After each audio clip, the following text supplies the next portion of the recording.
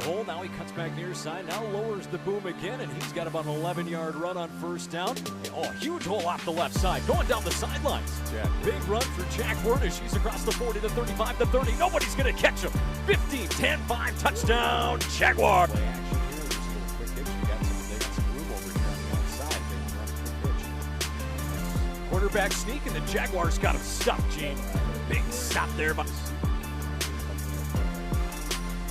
man out there. Takes shotgun snap. He's in a report. He breaks through a couple of guys. Lowers the boom. Oh, boy.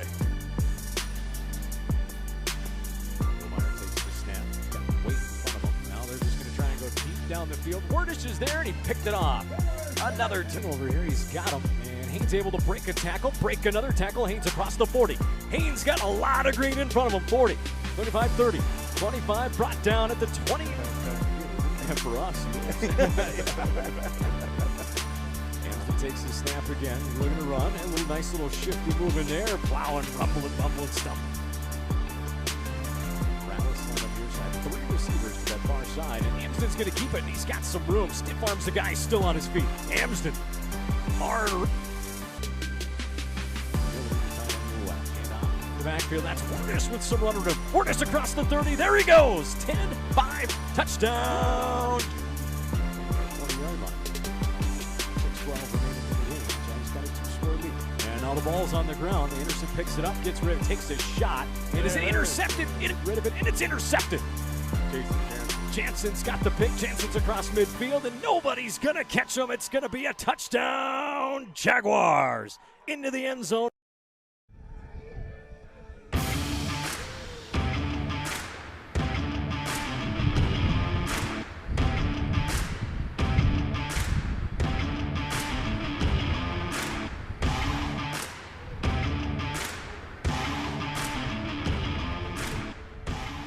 Good evening and welcome to Renville County West Jaguar football here on RCW's media feed on YouTube. I'm Dean Rivers with the play-by-play for tonight's game between the Renville County West Jaguars and Nicollet Raiders here tonight. And this is 9-man Section 2A playoff action, and we've got figured out some things this week when it comes to the video. So for the first time this year, we've got our on-field camera down on the sidelines once again, like we had last year. First time in Danube in a while where we've been able to have it on there. We like to thank Al Haney, who's going to be running that camera for us tonight. As you can see the shot that he's got of our Jaguars here warming up in the pregame. And I'm going to have him swing it over to our Gino Gusa, Gene Alex, our color man, sideline reporter.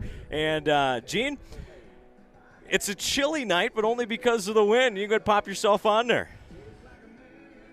And, Gene, you need to turn your mic on, bud. Okay, how's that? And now we got it. We're good. All right. I just didn't push it over far enough. It went to the center. Oh, went to the middle? Yeah. Hey, everybody's made that mistake before, but kind of nice having that down there. We're stepping up our game for playoffs, just as the players should, right, Gene? Absolutely. Down here on the field, looks like we got players are pretty energetic, looking for revenge maybe a little bit, but yeah, we got big pieces of the puzzle back. We got Carter's in the starting lineup, so that helps. With the wind conditions out here, it looks like players are going to be looking to favor to go to the north end with that south wind, but yeah, it's and like I said, if it wasn't for that, we're sitting at 54 degrees here at game time, and it's not really going to change much temperature-wise throughout the game. At 52 by the time the game ends, but like you mentioned, what is kind of being a factor, and it seems like it's died down a little bit to me than it was earlier, but we got that south, kind of southeast wind that's blowing about 15 miles an hour, gusting up to 25. That's going to potentially cause issues for both teams, maybe in the passing game, but for us, Gene, I think that plays into our favor tonight. Yeah, I mean, I'm sure we're gonna do just like we did down there. We started out the game fast by running the ball a lot. We're gonna this time, go with more power runs. I think we spread it out last time and go up the middle, power it and not stop. Yeah, like you said, you go back to that game a couple weeks ago when Nicollet got us. We scored 12 points right away, a couple of Jansen touchdown runs, up 12-0, but then give credit to Nicollet. They shut us down after that for the rest of the game. They were able to get a couple late scores, got the 2-point conversion, and got the victory against us. And, they were 14 to 32 passing, Gene, 1 touchdown, 1 interception. They threw for $147, but it was efficient enough. And running the ball, they actually have been one of the better running teams against us this year, Gene. For the most part, we've been giving up less than 3 yards a carry, 2.5, 2 yards a pop average for opposing teams. They were at that 3.5, 4 mark against us, and we were down there, so we're going to have to clean that up against them tonight. Yeah, a little bit of on their passes down there. It was calm. I mean, the quarterback's athletic, so he's going to be able to get out a little bit and throw the ball. And when he does throw it, I think it'll flutter. You know, it'll catch some wind going the other way, and we got to make plays. We dropped a couple down there in Nicollet, and it would have made a big difference in it. And you know, and that's it. You got guys now. It's playoffs. Got to make the play and then take it in ourselves on the big run game. Yeah, you said it, and that quarterback you're talking about, Colton Thompson, the senior quarterback for Nicollet's going to be that one that we have to get after tonight. And like you had mentioned, we got senior Carter Rice appears to be back in the starting lineup. He's missed a few weeks. He got injured down in that Nicollet game, if I'm not mistaken. No, he was out that game, he was too. Out that it's game, the game before that. So he's back tonight. If he's 100%, we don't know. Maybe the Jags use him sparingly tonight, but then again, it's playoff time. You can't look past anybody, especially a team that beat you just a few weeks back. You need your big boys, your senior, your juniors, and your leaders in there in this type of game. Yeah, and I mean he brings a different attitude too, somewhat. You know, it's like nobody's coming at me, so they got to go a different direction, and that helps. I mean, it frees other guys up to make plays and stuff like that. So and he's got, like you say, Gene, he's a guy in the lineup. You know, I'm looking at stats here. Even missing a couple games, he leads the team with assists and tackles, but he's got 55, which puts him 4th on the team, and he's missed a few games. So definitely huge to have him back in there. Well, 7.5 tackles for loss. That leads the team. Yeah, he's going to definitely start offense. I don't know how much sparingly they're going to use him, but going back to our offense, that I talked to a couple of our coaches this week that the holes were there, and I think they went over it enough that the holes were there.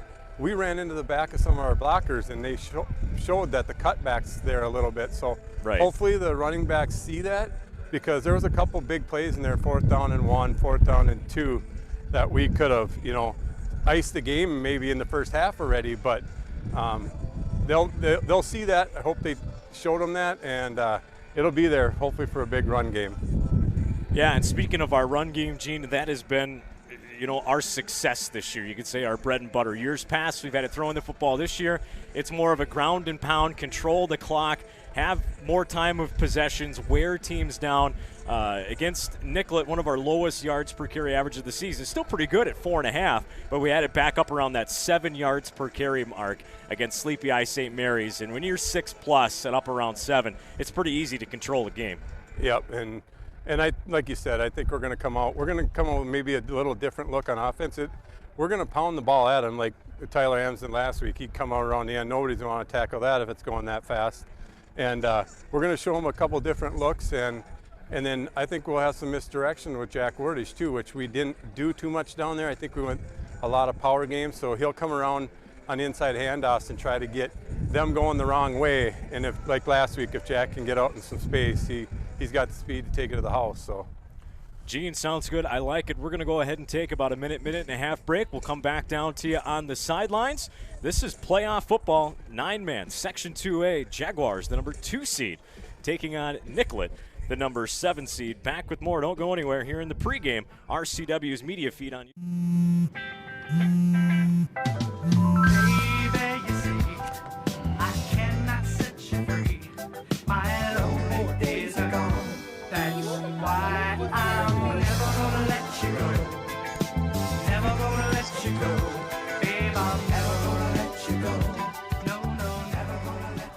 Here you go.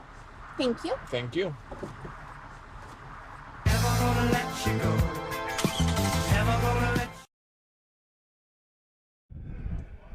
you. What's your favorite high school sports memory? A late inning rally? A game-winning shot? A photo finish? Maybe it's a pep rally or a pregame ritual. Maybe it's the euphoria of a late-night bus ride home after a hard-fought win. Maybe it's having pizza with teammates after the game. Now, imagine if it never happened at all. School sports need your help. With budgets getting tighter, it's more than the games that are on the line. It's all the traditions, the community pride, the culture of your hometown high school. plus all those memories that are on the line, too. What can you do? It's simple. Buy a ticket when you can. Go to a game. Take the whole family.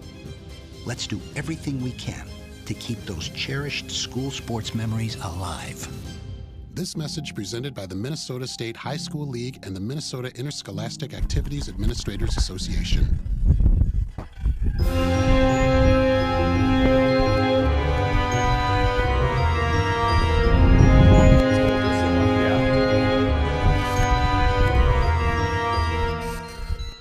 Welcome back to Renville County West Jaguar football here on RCW's media feed on YouTube. Gene, what did you think of the Halloween theme music coming back in there? Well, that's something different. Oh, you even got it on Ryan too. Ryan, do you like me playing to the fact it's Halloween week? I did hear that a little bit. You know what, right now, my focus was just on that pregame speech from Coach Baldry. It was a good one, huh? All right, Gino's down on the field with head coach Ryan Ebring. All right, Coach, a couple questions here. We've already played them, so you've seen a lot of them already.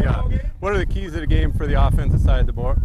Well, right now, like everybody will talk about, is up front. And last time we played them, we got beat. We got too much penetration. We got to make sure our guys are coming off and controlling that line.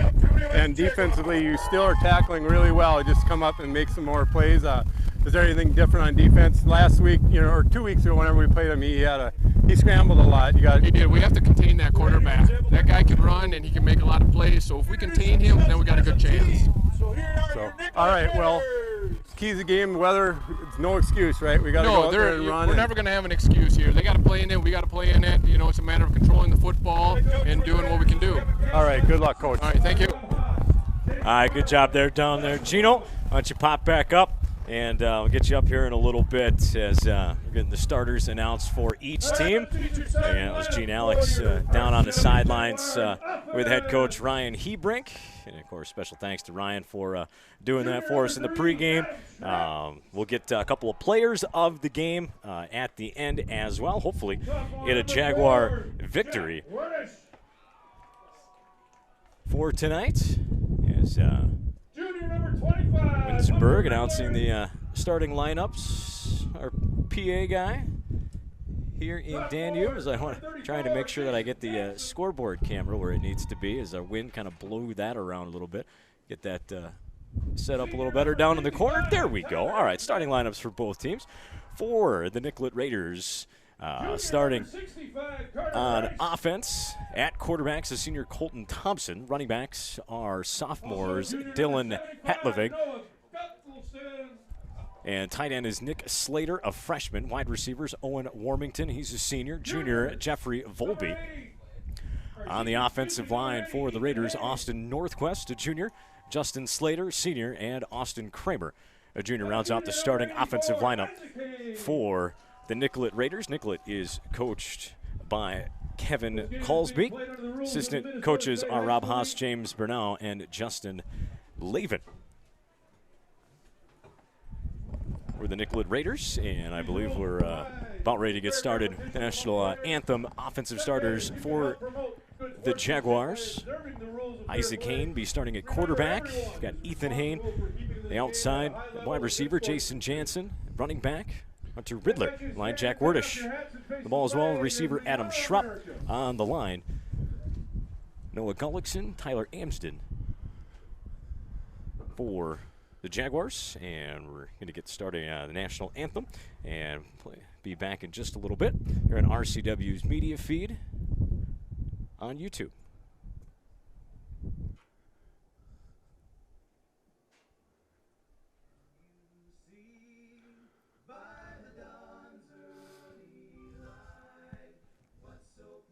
Extinction is forever. To save America's most iconic and imperiled species from extinction, we must fight for their future. Fight to save the natural lands that wildlife call home.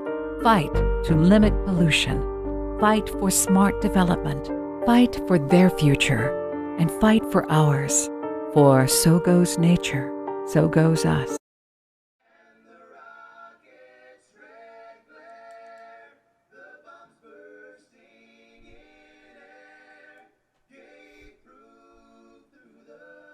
Unlike other health concerns, mental illness is not always easy to see. D, Mental illness doesn't show up on a scale. Bipolar? Sorting out a mental health concern takes professional diagnosis and treatment. Anxiety. I thought so. If you or a loved one has a mental health concern, don't go it alone. For 24-hour free and confidential information and treatment referral, call 1-800-662-HELP. Learn more at samhsa.gov/support.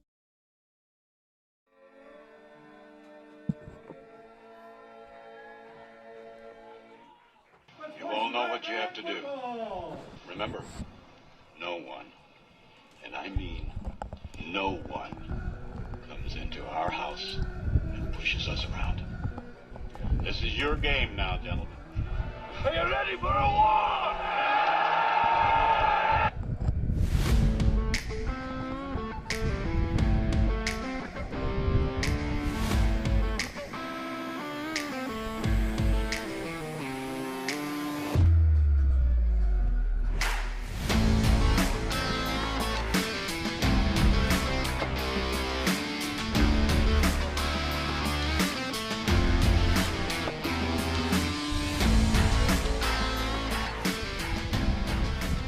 And welcome back to Renville County West Jaguar football here on RCW's media feed on YouTube as we're getting ready for kickoff.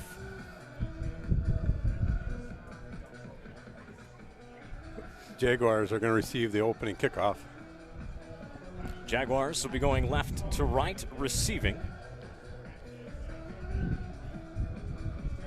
as the Raiders kick off from right to left. And boy, I'm having a hard time here, Gene, with this.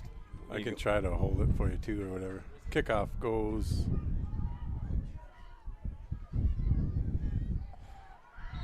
And not much of a return for the Jaguars. The guy on the side thought it was going to go out of bounds, and it didn't quite go out of bounds, and it kind of spun back into play, so Jack picked it up. 18-yard line.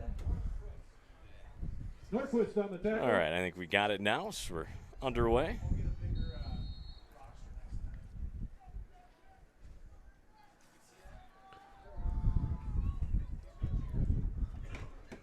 First and 10 for the Jaguars, starting on their own 18-yard line. It's going to be a handoff. Cut back left side. Decent gain on first down. Jansen on that carry.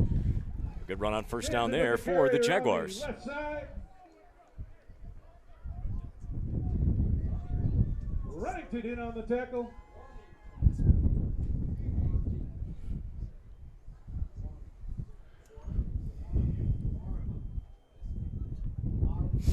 Again, we've got the that wind blowing into into my face here, so you're gonna get some wind noise out of the mic. So I apologize for that, and those of you listening at home, it just kind of is gonna be what it is tonight with it blowing in our face. And Jaguars. Another run by Jansen. Picking up a few yards on first down, picks up about 4. We'll bring up second down at about 6 for the Jags.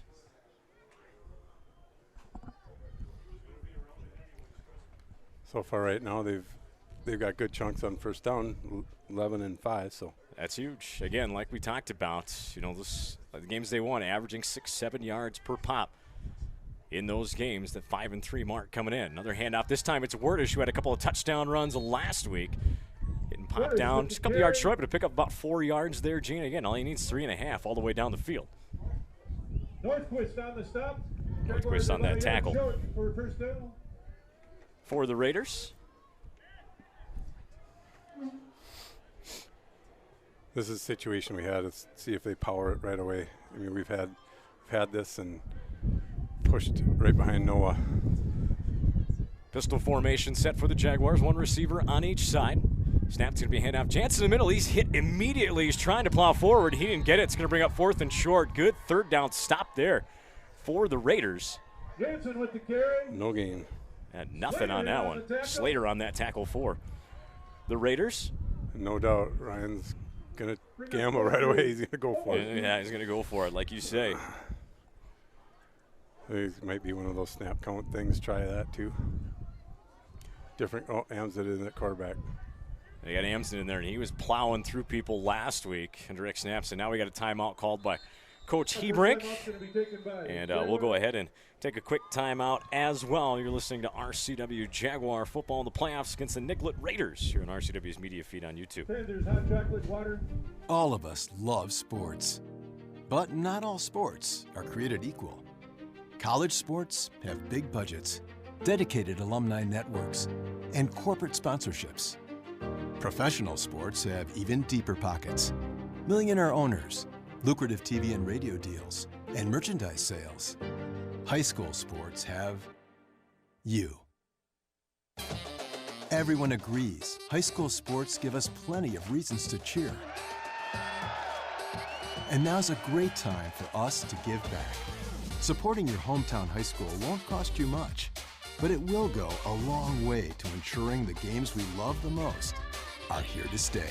Minnesota High School Sports. All right, here we go. We're back. 4th down and 1 coming up here for the Jaguars. Pistol formation set. Amson's the quarterback. He takes the snap, trying to go forward, plowing through. I think he fell forward for a first down. It's going to depend on the spot, but I think he got it. For the Jaguars. And that's enough for a Jaguar.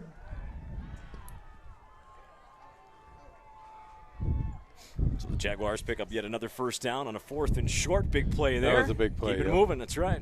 Danube getting on the tackle. And Nicollet beat the Jaguars a few weeks back, 14-12, down in Nicollet. There we go. First down and 10. Ball's on the 40-yard line of the Jaguars. 2 receivers lined up here on the near side now for the Jags. It's going to be a handoff to Jansen in the backfield. And left, picking up about 5-6 yards on first down, getting to that second level once again. Jansen up the middle. Good run there. On the tackle. And again, another good start on first down for the Jags. Bring up second down. Short 4, long 3 coming up as Hayne gets the play call in. So in there on offense for the Jaguars, Chase Miller.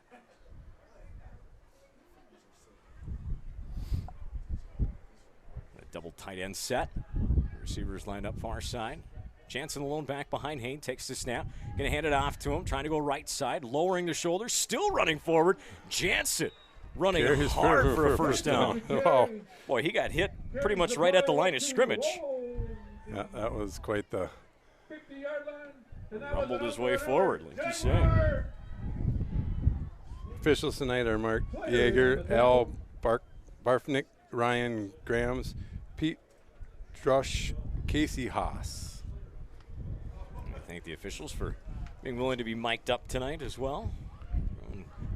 Windy conditions, we'll see, but yeah, they are ready to try it. 1 receiver on each side for the Jaguars. Ball's at midfield. Hayne takes snap, hands it off to Jansen. Jansen, oh, he almost. Boy, he breaks that tackle. He's good for about another at least 10 yards, Gene. It's looking like we're going to go with a lot of the power game early, so. After a 5-yard gain. Looking good. Looking very good. Second down and 6 coming up for the Jaguars as they move it into Raider territory. Ball's on the 45. Blue and white for the Raiders, navy and gold for the Jaguars. Pistol formation once again. And this time it's going to be a pitch to Wordish here near side. He's got a block coming that way. Right in front of our cameraman before he finally gets pushed out down there. A nice run there for Wordish and the Jaguars. Big gain on that one. I would like to thank our 18-yard run there for Jack. Our on-field man, Al Haney. Al, make sure you're behind those markers down there, please. Yep. Even the tripod's got to be behind them. There you go. We got it. We're good. All right, pistol formation once again. It's going to be a handoff. Wordish. He's going to go far side with it. And drop down. Not much doing on that one. Carry in a small game. Slater in on the tackle. It's just a 1-yard pickup. Be second down and 9 here for the Jaguars. And that is a little bit of that misdirection stuff that we were talking about, but it's a good mix on it right now. All run so far, but see if we can continue to pound it down there. All right, here we go. Second down and 9. Ball is on the Raider 22-yard line. 1 receiver on each side. Schrupp, the far side receiver. Hayne, the quarterback.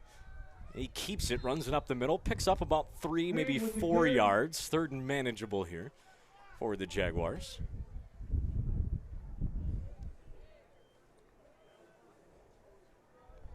As they substitute in, see Jace Miller check back in for the Jags. 3rd down and 6. Ball's going to be on the 19-yard line of the Raiders. 6:42 and counting here in quarter number 1. 0-0 the score. And this is 9-man section 2 playoffs. Wordish, the near side receiver. Schrupp on the far side. Hain out of the shotgun. Jansen, the deep back. Boy, Jansen looked like he took off a little bit early on that one, Gene. He tries to go far side with it, unable to get the corner. And that's kind of when we got going sideline to sideline down there. That they got good pursuit and speed at their linebackers and in that kind of positions. We need to get at them 3 yards down the field. We need to maybe go north and south more. When we kick it out, they got speed. Wordish is more of your kind of east and west. Yeah. Got speed to get the edge. Jansen and Amsden, kind of more of your, like you say, more north and south runners. Here we go. 2 receivers lined up here near side. See what the Jaguars run here. It is going to be a pass play. Hain's in trouble. Now he's running. Now he's running near side. Hain takes it down to about the 10. He's going to be just shy. Did he get it? That's a Jaguar. No, he got it. First down, Jaguars. Call Gene. Right side. Not sure where they were going to spot that. So 1st and goal, Jags. Good play there by Hain to break a couple tackles and make something happen. It almost looked like it was almost designed maybe in a little way because they were going to set the screen up. Yes. I think they fell back on it, and Isaac made a good choice. It says, well, I'll rely on my legs and my speed and get us a first down. So. All right, here we go. 1st and 10. From the 10, I think, maybe get a first down. Just outside the 10-yard line. Yes, they can get another first down if they take it just near the goal line. Another pistol set. Wordish, the deep back. And Hain's going to keep it here coming near side, but he's going to be hit and thrown down for a loss.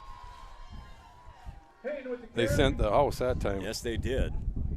And look, Havemeyer, Brady Havemeyer, the senior, making that stop for the Raiders.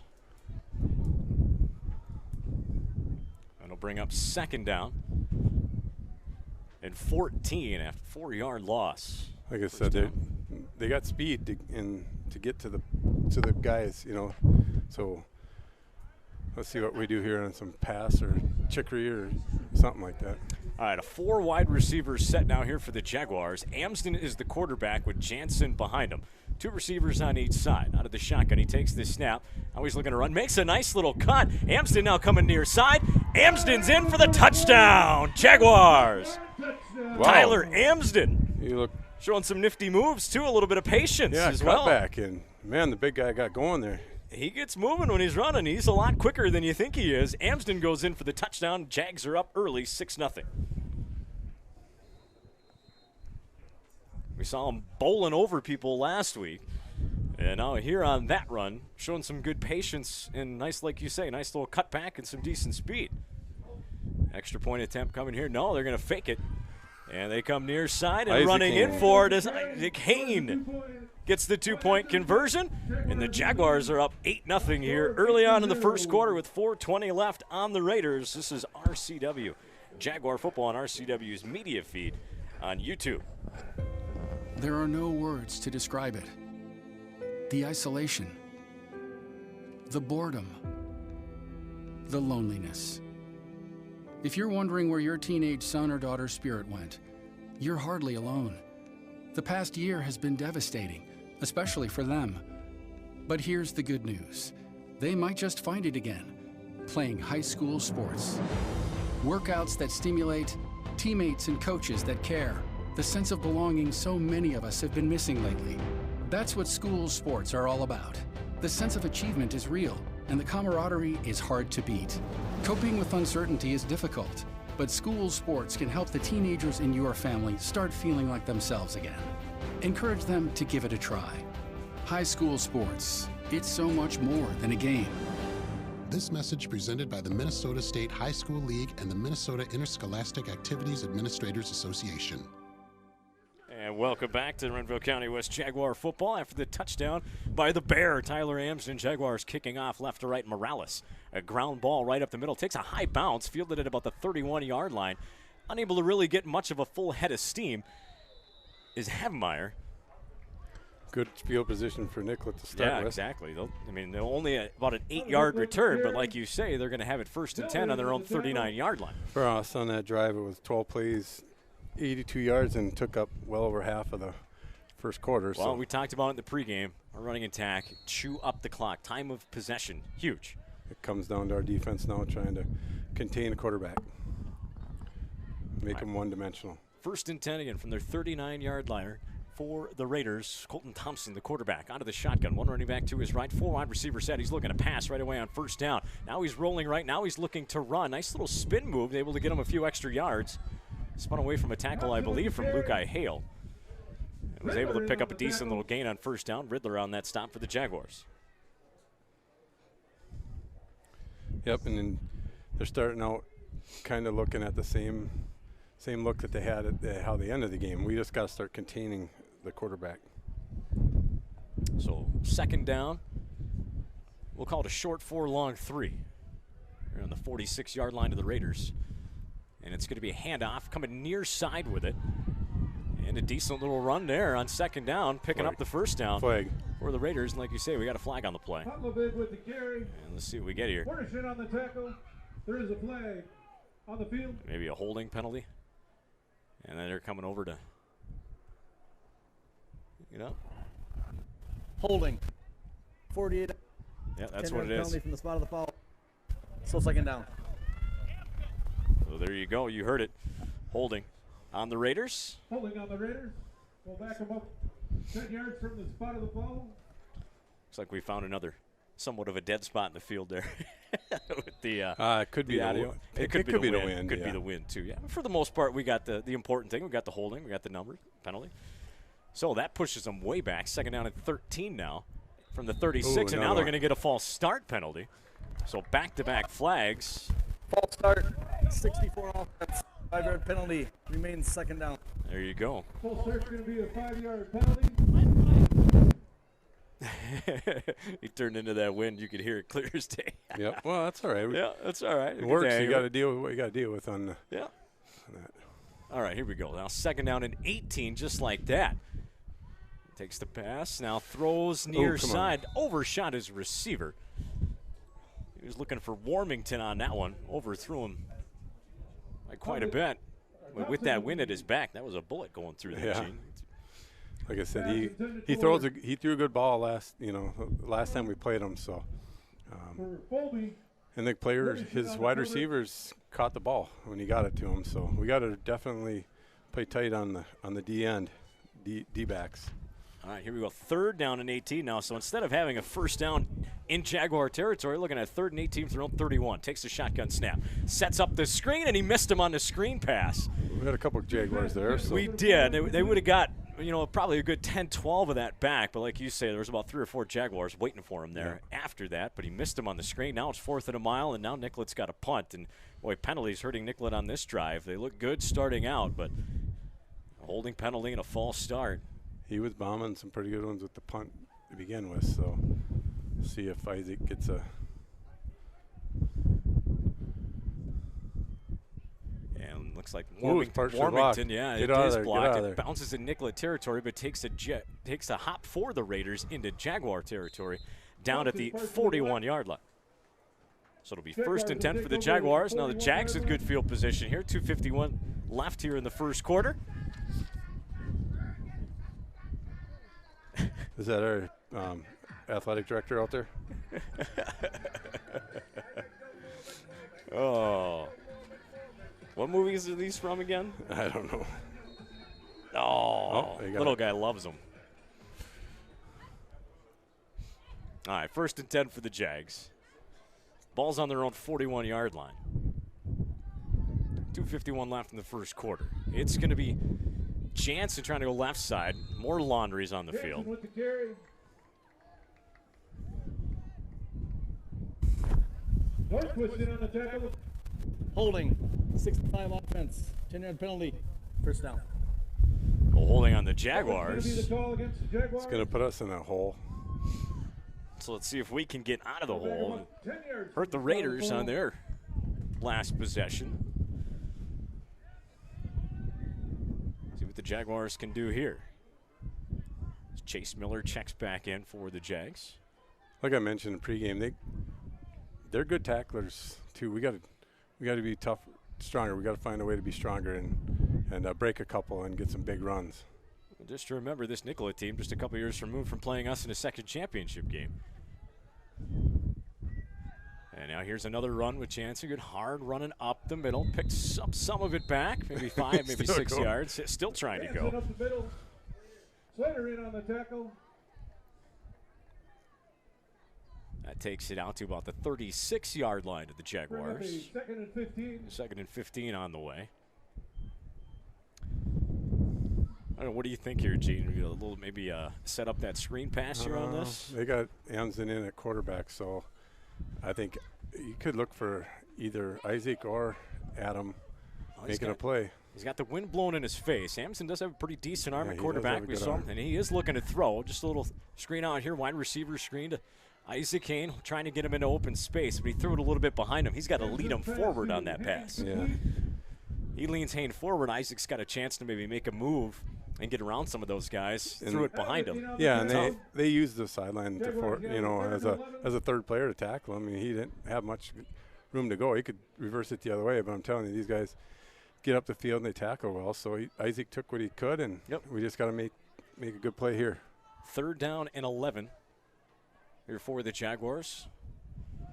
2 receivers near side, 2 far side. Lone back is Jansen. Amson looking to throw. Pump fake. Now he's looking to go down the field. And this is thrown up. Thankfully, it goes out of bounds. Good coverage down there on the wind kind of took that one. And, yeah, kind of tough trying to throw a deep ball with that southeast wind at about 15 to 20.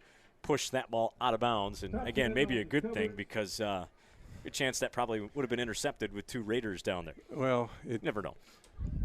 I think you do the same thing. I mean, same play. If they pick it off, I mean, it's the same as a punt. Yeah, with the wind coming at you, yeah, maybe try something over the middle. Get Jace Miller involved.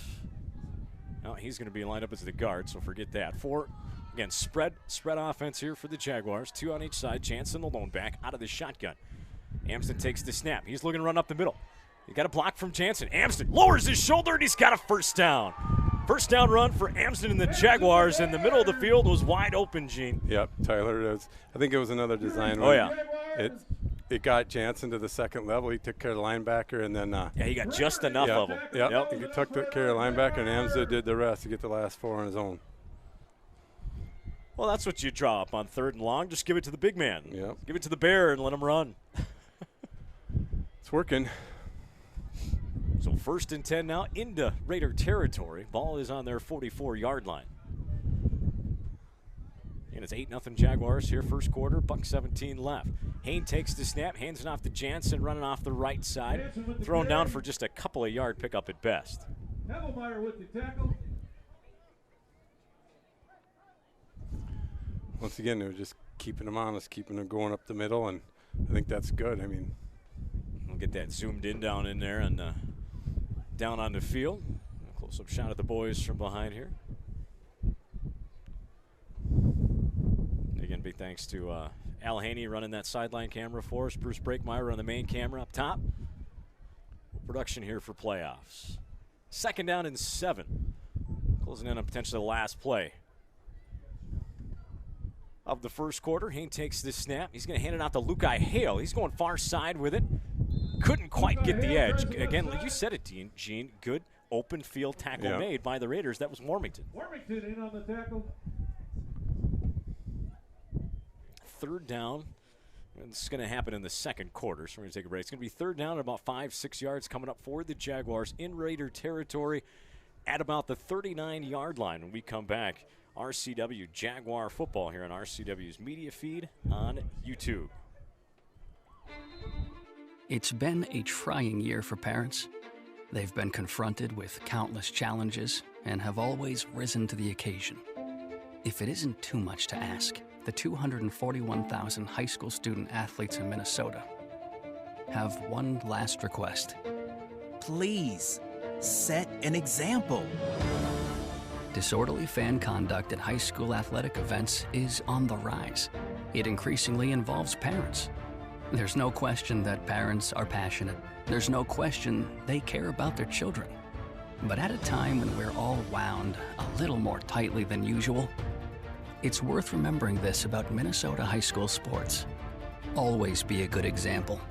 Stop unruly fan behavior before it starts. This message presented by the Minnesota State High School League and the Minnesota Interscholastic Activities Administrators Association.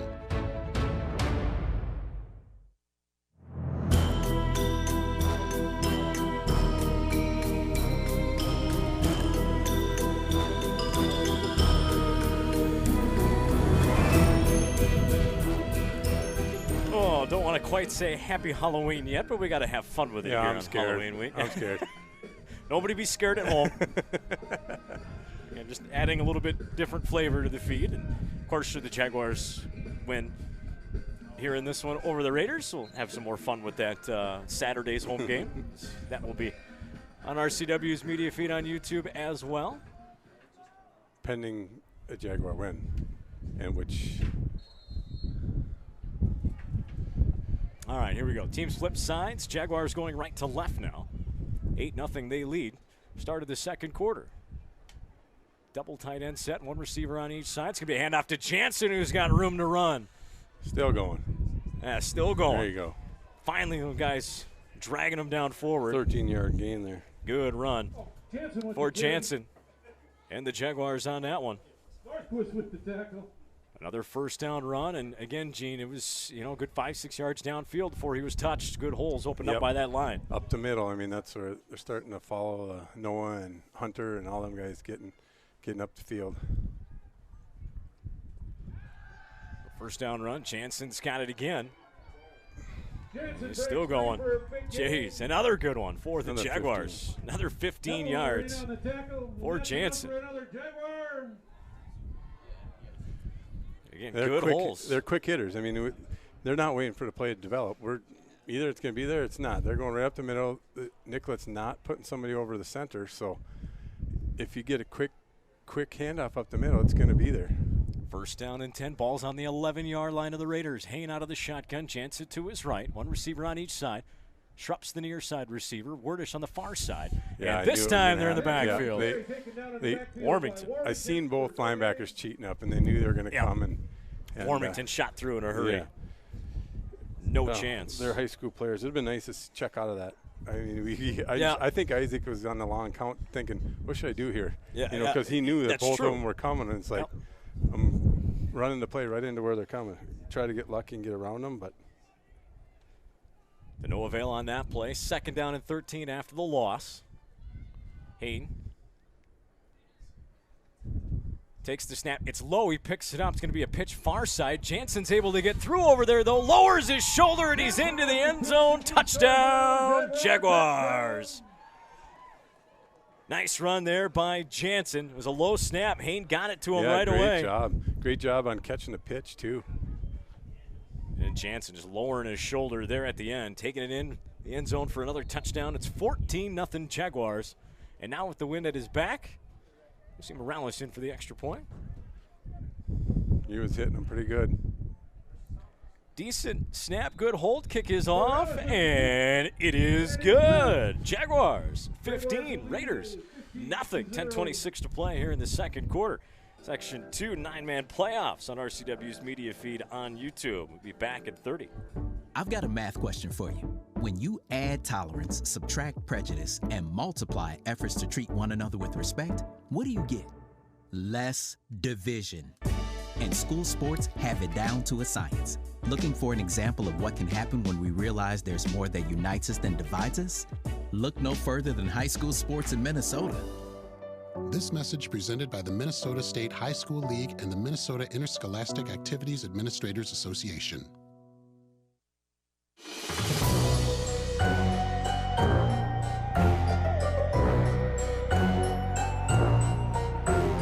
You must. You sat at home, right? Ready, making those, getting those, thinking about which ones do I need. I put in a little time tonight, and if you missed it, if you didn't tune in right away, I put together a little highlight video at the beginning of the broadcast as well. You can go back and watch this after the game tonight. Jags up 15-0. Kicking off right to left. Morales, high end over end kick, and it bounces fielded at about the 10. It's going to be brought nice up here play. near side. Jaguars throw him down at about the 25-yard line, though. Not much doing. Jack would have shook off a tackle or a blocker and got in there for a nice tackle. That was Connor Martins on the return for the Raiders. Martins with the carry. Bartel in on the tackle for the Jaguars. We'll see that both Boteo on that stop.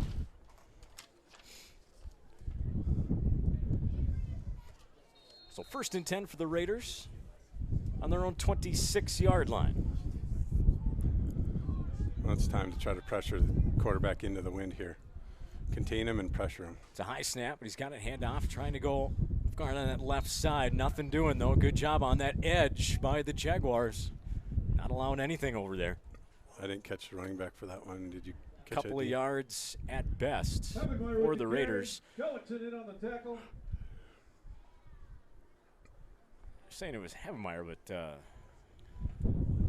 I thought that was 19 on the carry. Anyways. Okay, yep. Whatever. 2nd down and 7. It was on the 28.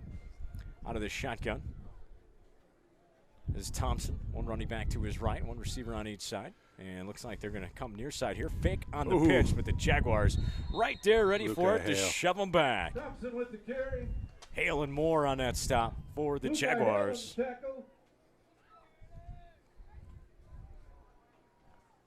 No gain. And nothing doing. 3rd down and 7 coming up for the Raiders. 9:20 and counting here in the 2nd quarter. Jags are already up 15-0. It's kind of what happened down there, like you say, Gene. We had a couple runs early, got a couple scores, but then nothing after that.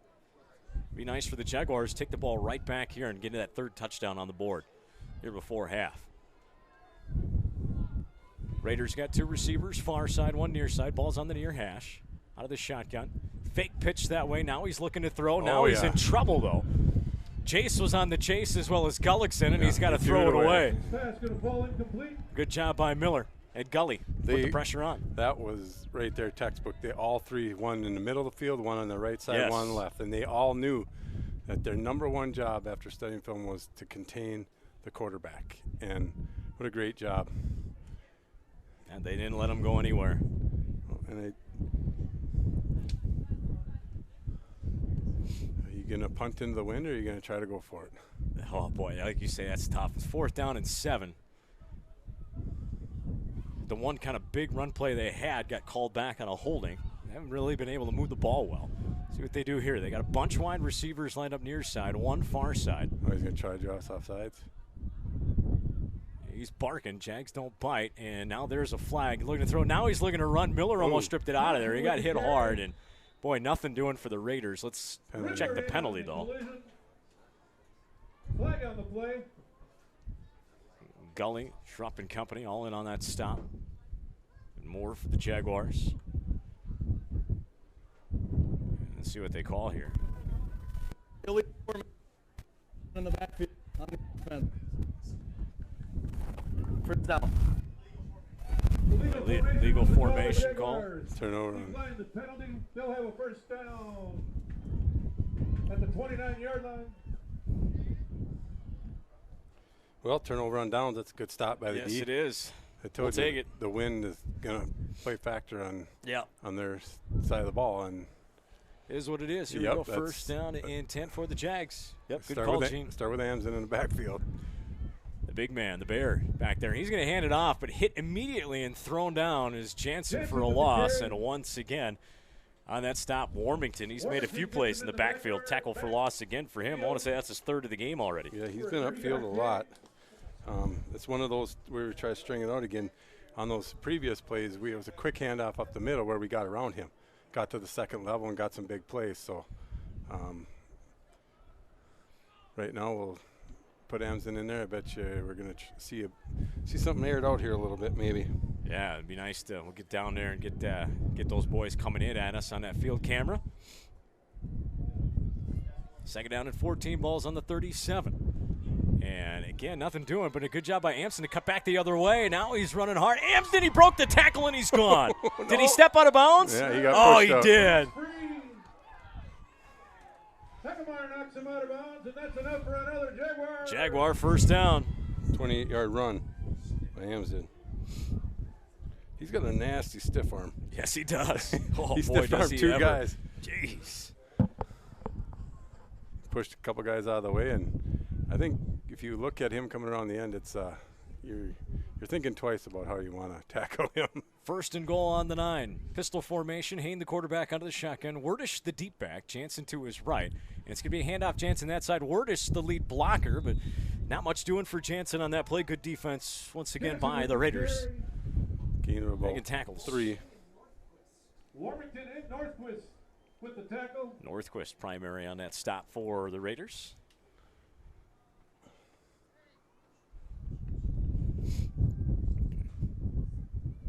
Nice close-up shot of the boys running in there for the Jaguars. 2nd down and 6 from the 6. Hayne again, the quarterback. Wordish, the deep back. Jansen to Hayne's right. Schrupp, the near side receiver. Takes the snap, handoff up the middle. That was Amsden. Excuse me, I thought that was Jansen to his right, but it was Amsden.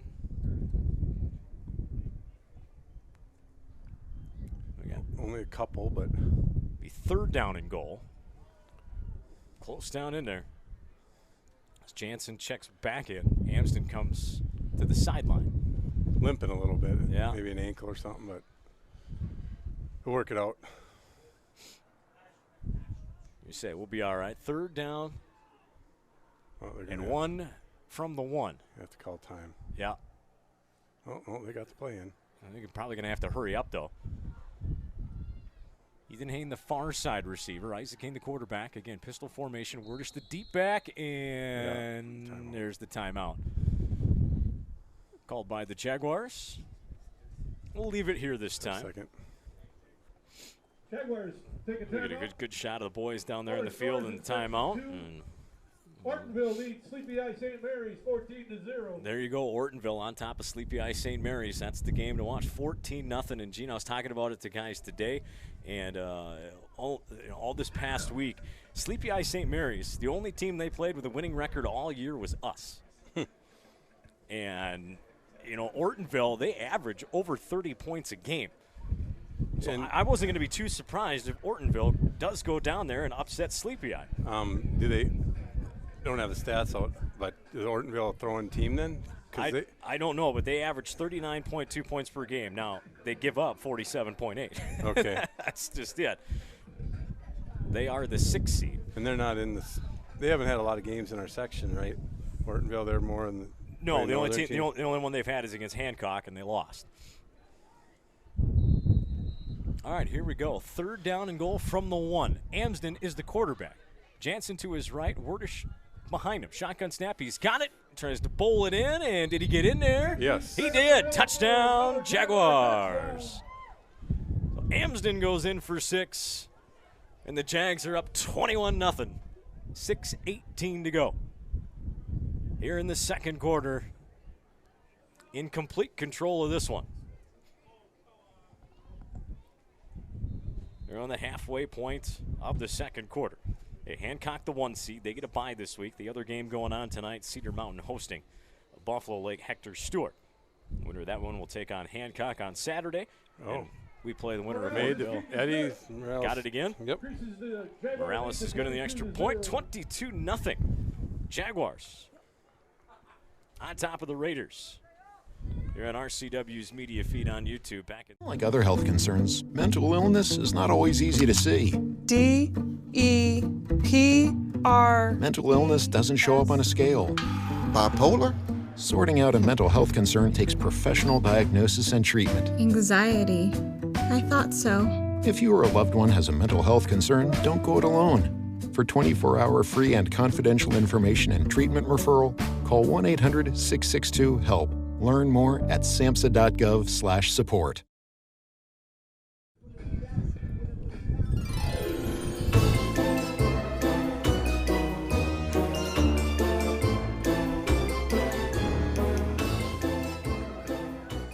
And welcome back. Playoff football, 9-man section 2. Jaguars, the number 2 seed on top of the number 17. Nicollet, 22-0. A nice stop on defense, short field, and Jaguars took advantage of it.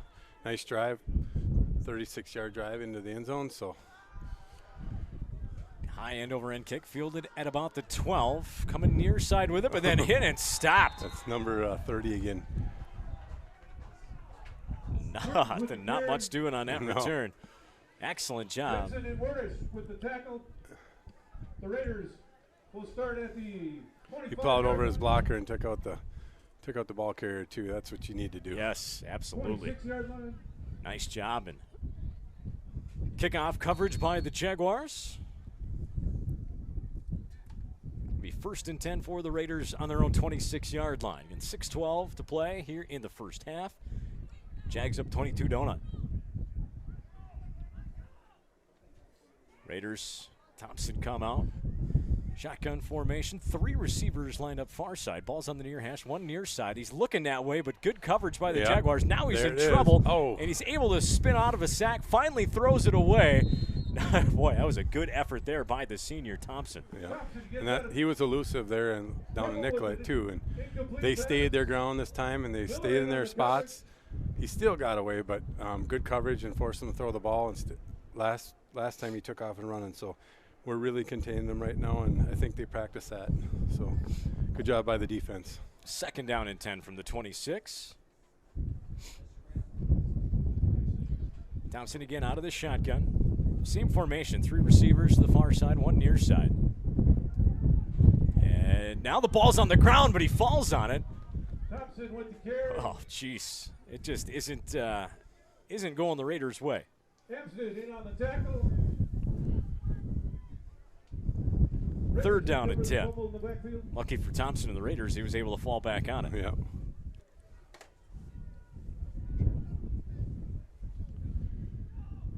Good penetration again, stopping them. They need to come up with a big play here. Into the wind, like I said, that was going to minimize their passing game, but we'll see. Right. Got to get one floated up here. I know it's only 3rd down, get him to 4th, but see if we can pick one here. He's throwing it. 3rd down and 15. 2 receivers on each side. Takes the shotgun snap. He's looking to throw. And now he's going to keep it. Going up. Now the ball's on the ground again, and the Jaguars recover. Lukai Hale on the recovery. Lukai Hale on the recovery for the Jaguars. Big play there by the defense once again for the Jaguars. Good job, Lukai Hale. Another short field. Here we go. Already up 22-0, looking to add to it. We got plenty of time, 5:06 to play here in the 2nd quarter.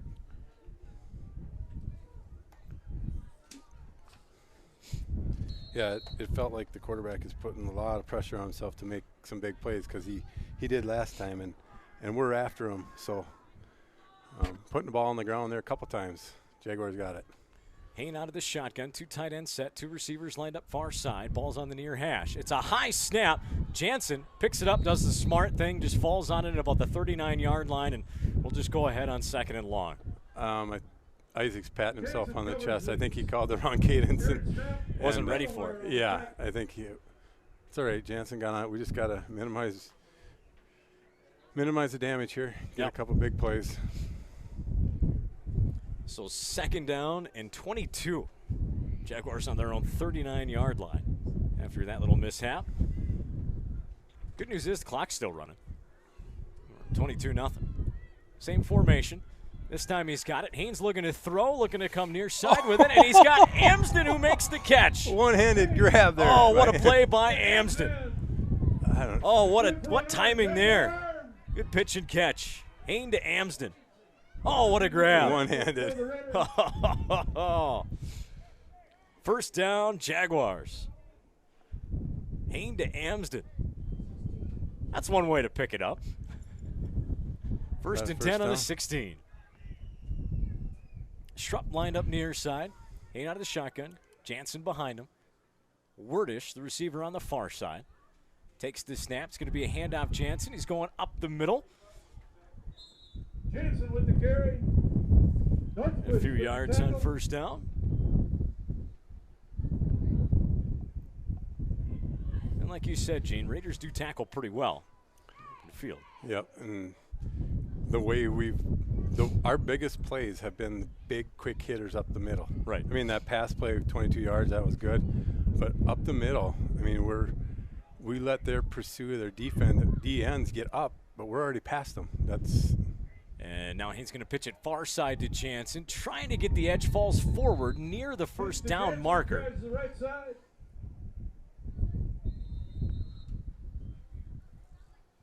It's going to be a little bit short. Thompson with the tackle. Looks like Jansen's going to come out. Lukai Hale's going to go in for the Jaguars. Third about. Looks like Jansen's got some blood going, so they're going to have to bandage him up. Shouldn't take too long. Jeremy Hendricks down there. We're going to take care of pretty quick. So 3rd down and 3 here coming up for the Jags. All I want to say is on the 9, it is. 2:52 and counting. Here in the first half, Jags trying to add to this 22-0 lead.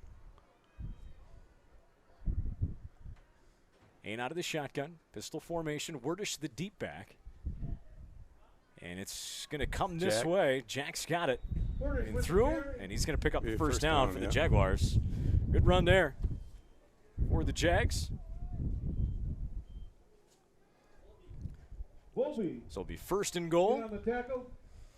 Under 2:30. The first half, as Hain gets the play call from Coach Hebring. And the Jags will line up here. Looks like Schrupp near side. Ethan Hain far side. Pistol formation, Isaac Hain on the shotgun. Again, Werdish, the deep back. Takes the snap.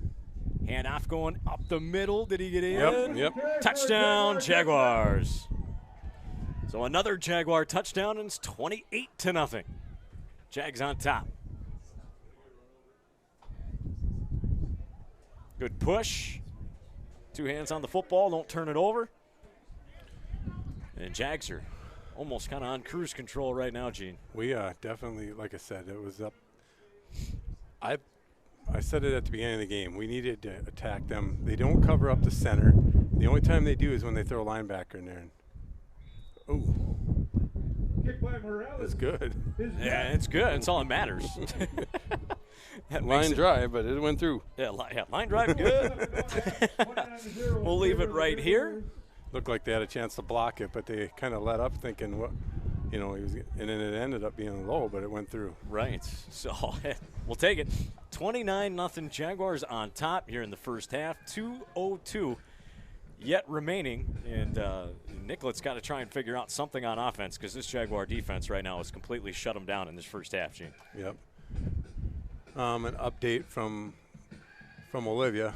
Our neighboring town, Bold Warriors, are up 20-0 in Olivia, so they're I think they are first or second seed also in their section. So yeah, I think Minneota's the 1, Bold is the 2. Are they playing McRae tonight? I'm not sure who exactly. Maybe McRae or YME. Can't remember quite which one. If they're the 2, they're taking on McRae. YME would be at the bottom. Yeah. Shout out to Tim Flom, our former on-field camera guru, cameraman, years back. Tuning in some Jaguar football tonight. Update on the World Series. Atlanta's ahead 2-0 in the top of the second. Oh, come on. It's baseball. It's baseball weather, isn't it? Well, Eddie Rosario no plays. Yeah, that's true. That's true. I suppose if I were to be rooting for somebody, it would be the Braves. Yeah. Morales kicks it off. It held high over end kick, fielded at about the 26. Far side, taken up to about the 34-yard line. Again, good kick coverage by the Jaguars tonight. $1:54 left in the first half. It'll be 1st and 10 for the Raiders. About their own 34. Hubbard with the carry. Lukai Hale and Jensen on the bottom of the pile. Hopefully the FFA team is listening to the game. Yeah, shout out to them. Down in Indianapolis. Yeah, I don't think they're quite there yet, but still on the road. Yep, on the way down there. All right, 1st and 10 for the Raiders. Three wide receivers near side. One fall by Jansen. He read that one. Last week he jumped one like that and took it to the house. Yeah, he did. Warmington on the reception, but not much doing. As Jansen read that one all the way on the pass from Thompson. Again, boy, he got lucky That would have been pick 6. Yeah, just it like was close, it was last week when Jansen jumped a route. Same formation. Looking to throw, looking in the middle, now left. Now he's rolling right and just throws it away into the Jaguar bench. And took out Coach, Schrupp. Yeah, and Coach Zaski took one off the finger there with the gloves on.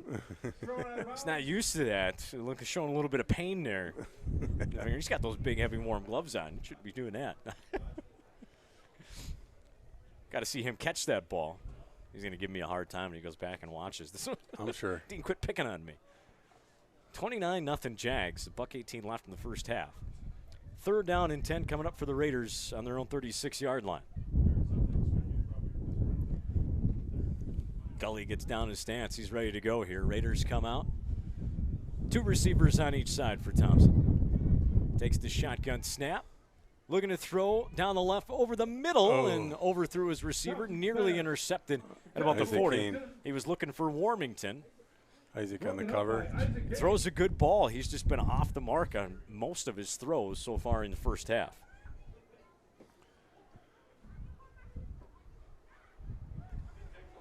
Hey, shout out to the Johnsons listening in as well.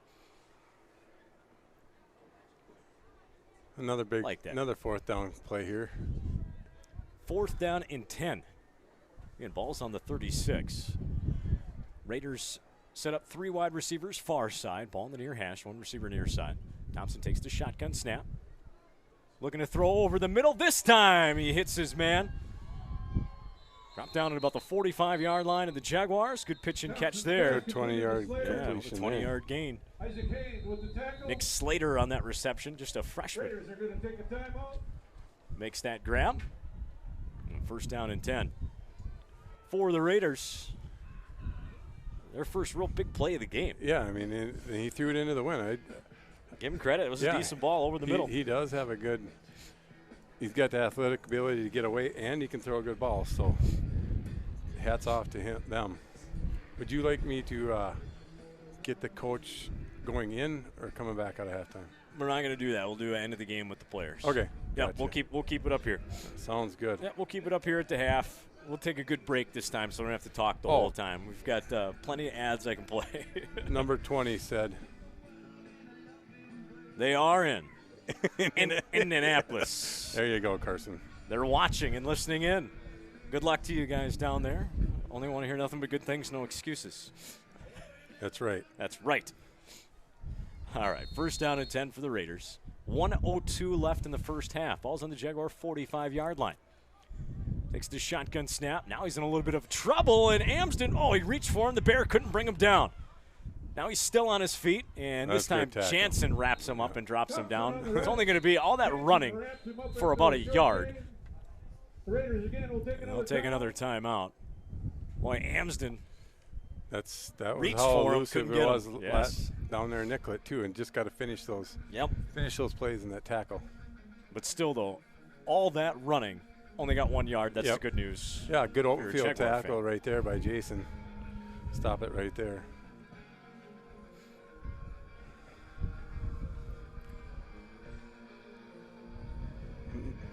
Not as much right now passing for Nicollet as we've seen back then, but I truly believe we're doing a better job at contain. I know that I've seen a couple sets where we've had just Noah on the ball, right, and we have 5 guys off in kind of a shell, so they're not showing who's coming and who isn't on defense. Coach Johnson's got them kind of guessing. Yep. See, like right now, they only got 1 guy up. So where's the rush coming from? So that's a good thing. It's not letting the quarterback see, where they're coming from, and they're waiting for him to run.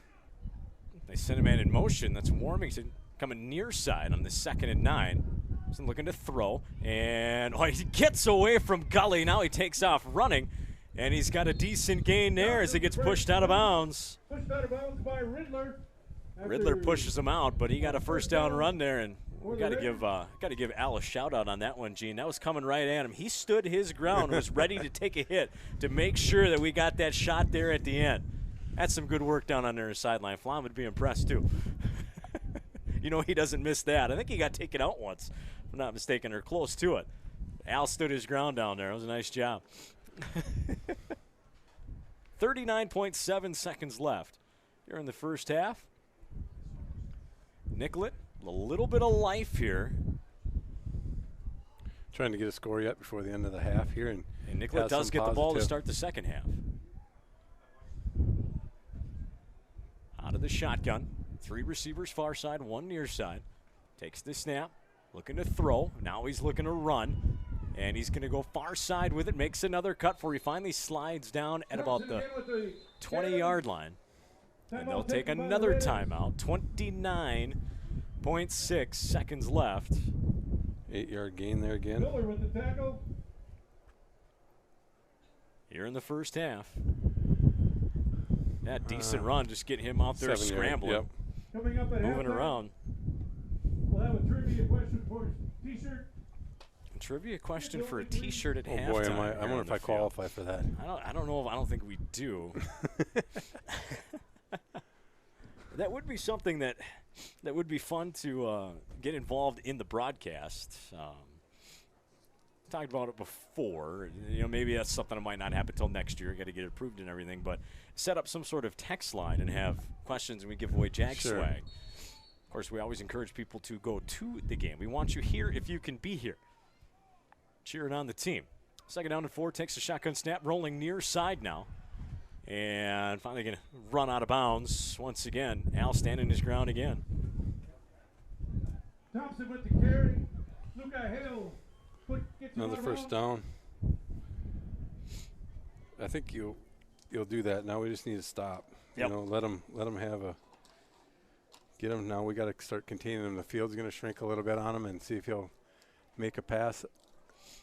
We need to make a play or interception here. So 29-0 Jaguars up. 23.1 seconds left here in the first half. Don't worry, I'll fix that blank screen down in the bottom right-hand corner for those of you watching at home.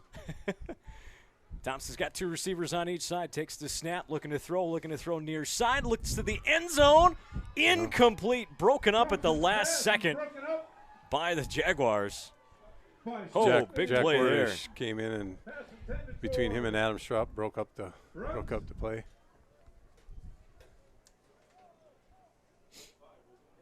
Nice job there by the Jags. Still 16.9 seconds left, so still an opportunity here for the Raiders. Once again, I thought that was going to thread the needle. Nice ball again by the quarterback.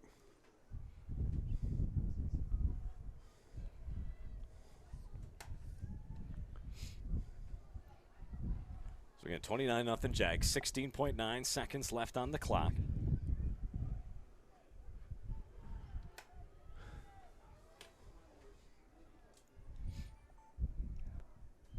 Takes the snap, looking to throw, looking left, throwing down the left sideline, overthrew his intended receiver, incomplete. Johnson's pass. Overthrown. Intended again for runs. Jensen in on the coverage. Jensen on the coverage for the Jaguars. He had a little seam there. I thought he might take off on that, but he did. Kind of threw one up only where the wide receiver could possibly catch it. Just floated on him out of bounds into the wind. So I'd say 2 more plays, Jaguars. 3rd down and 10, ball on the 15, 11.2 seconds left. Here in the first half. Jaguars trying to hang on here. Again, Raiders do get the ball. Start half number 2, so a touchdown here for them would be huge. And like you say, they're going to get 2 more plays out of this because they're going to throw it twice. 11.2 seconds, plenty of time. They got 5 seconds to. Not much left on the play clock. 3 wide receivers far side. They did get it off. Looking to throw. Now he's going to run it. Now he's going to go far side with it. Oh, good job by Jansen. Yes, Jansen. Good closing speed on that backside. 3 seconds left. They're going to get 1 more crack at it.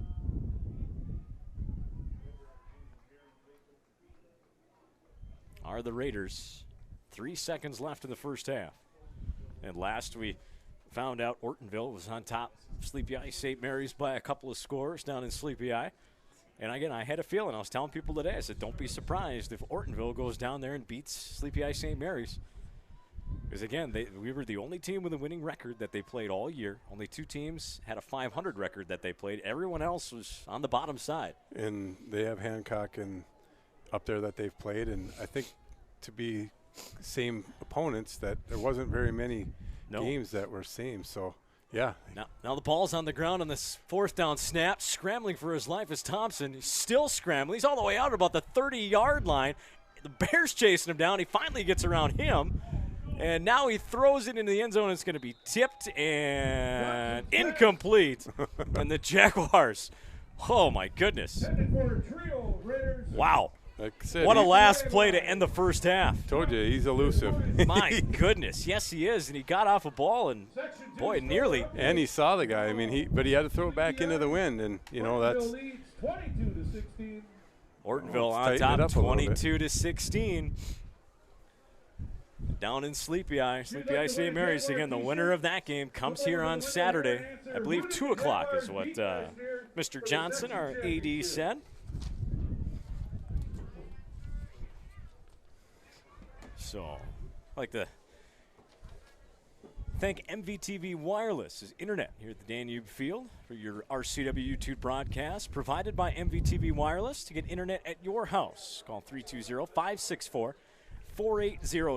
Check out their coverage area at mvtvwireless.com. You can find the YouTube broadcast again, searching RCW Media. Make sure to let everybody know who can't be here where they can find it. Get it home and watch it, pop it up on a big screen if you got it. We're at the half with the Jags up 29-0 over the Raiders in 9-man Section 2 playoffs from Danube. And don't go anywhere. We'll have some halftime stats for you when we come back here in a bit on RCW's media feed on YouTube.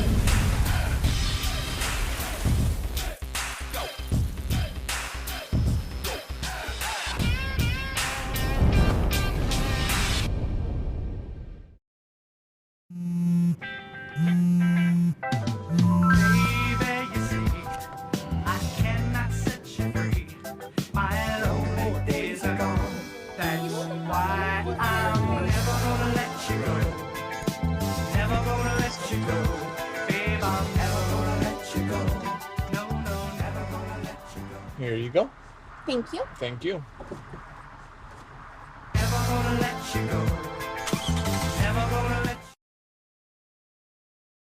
Extinction is forever. To save America's most iconic and imperiled species from extinction, we must fight for their future. Fight to save the natural lands that wildlife call home. Fight to limit pollution. Fight for smart development. Fight for their future. And fight for ours. For so goes nature, so goes us. Like other health concerns, mental illness is not always easy to see. D-E-P-R. Mental illness doesn't show up on a scale. Bipolar? Sorting out a mental health concern takes professional diagnosis and treatment. Anxiety. I thought so. If you or a loved one has a mental health concern, don't go it alone. For 24-hour free and confidential information and treatment referral, call 1-800-662-HELP. Learn more at samhsa.gov/support.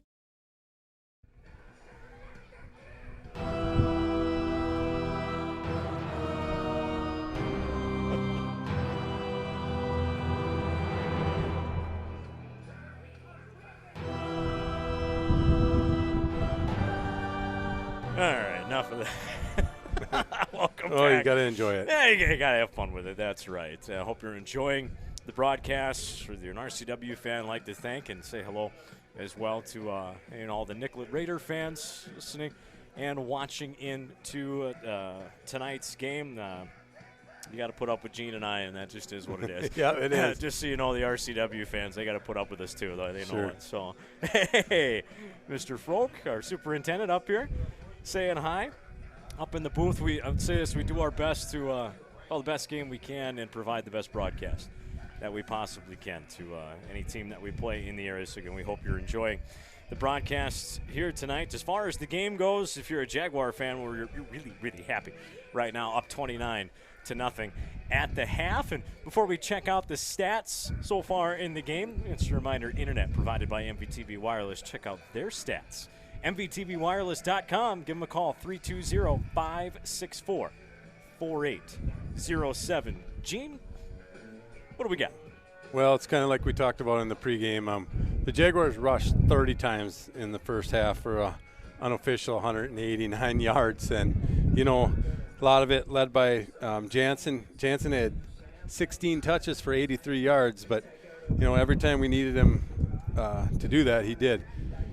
We had our quarterback / tight end / I don't know what other Amsden plays, but slash everything. Yeah, he had 6 rushes for 58 yards himself. He lowered the boom a couple of times, the Bear did. So Amsden had 2 touchdowns on that, and then we got Wordish with 5 touches and 33 yards. So yeah, we're pounding the ball on the ground, and 4 rushing touchdowns, 2 by Amsden, 1 by Wordish, and 1 by Jansen. So it's looking good for Nicollet. It's basically all their quarterback. Their quarterback is right now he's tried 7 attempts for 35 yards. We've only 7 attempts for 35 yards in the first half, and containing him, and then passing, he's had 8 attempts passing for only 23 yards. So we're that one play of 22 yards. Otherwise, we've contained him. He's broke down and run a few times, like I said, 35 yards, and most of those are on design pass plays, but he takes off. For the most part, we have been taking care of that. So, yeah, and really it comes down, we had 3 passes. 1 to Amsden, that big one over the middle for 22, yep. And then Amsden 1 for 3 yards. Other than that, we've been on the ground. So. And doing what we should be doing. Yeah. Controlling the clock, controlling the possession. I mean, that just wearing down the other team. At 29-0, ground and pound. That first drive, that 12 plays, 82 yards. It took down to the 4-minute mark of the first quarter. I mean, that's already making the other team say this. This is going to take a while to come back. Right. So. Yep, it is, and it's been impressive to watch. The defense. We knew we would carry us this year, and it's carried us so far today. And you look at the offense, 29 points, Gene. This, to me, I kind of figured it'd be somewhere around 26, 28. Maybe we give up a touchdown or 2, and that's where we'd be at the end of the game, just kind of based on what the offense has done throughout the year. But, boy, they have put it together in the first half tonight, and the defense has thrived off it too. Yeah, bringing Carter Rice in on the offensive line, between him and Noah on the one side, and you put Amsden, or even bringing Jason Jansen up behind him, those quick hitters that were right up the middle when they did not put somebody over our center, that's an automatic 5 yards for us. Yes. For Jason. And then finally, every once in a while they'd guess on bringing that linebacker up, and that's where they had some success last game, and our coaches obviously studied that and were ready for it and are making some good counters to that. So teaching the kids where the hole is after somebody blitzes to go the opposite side.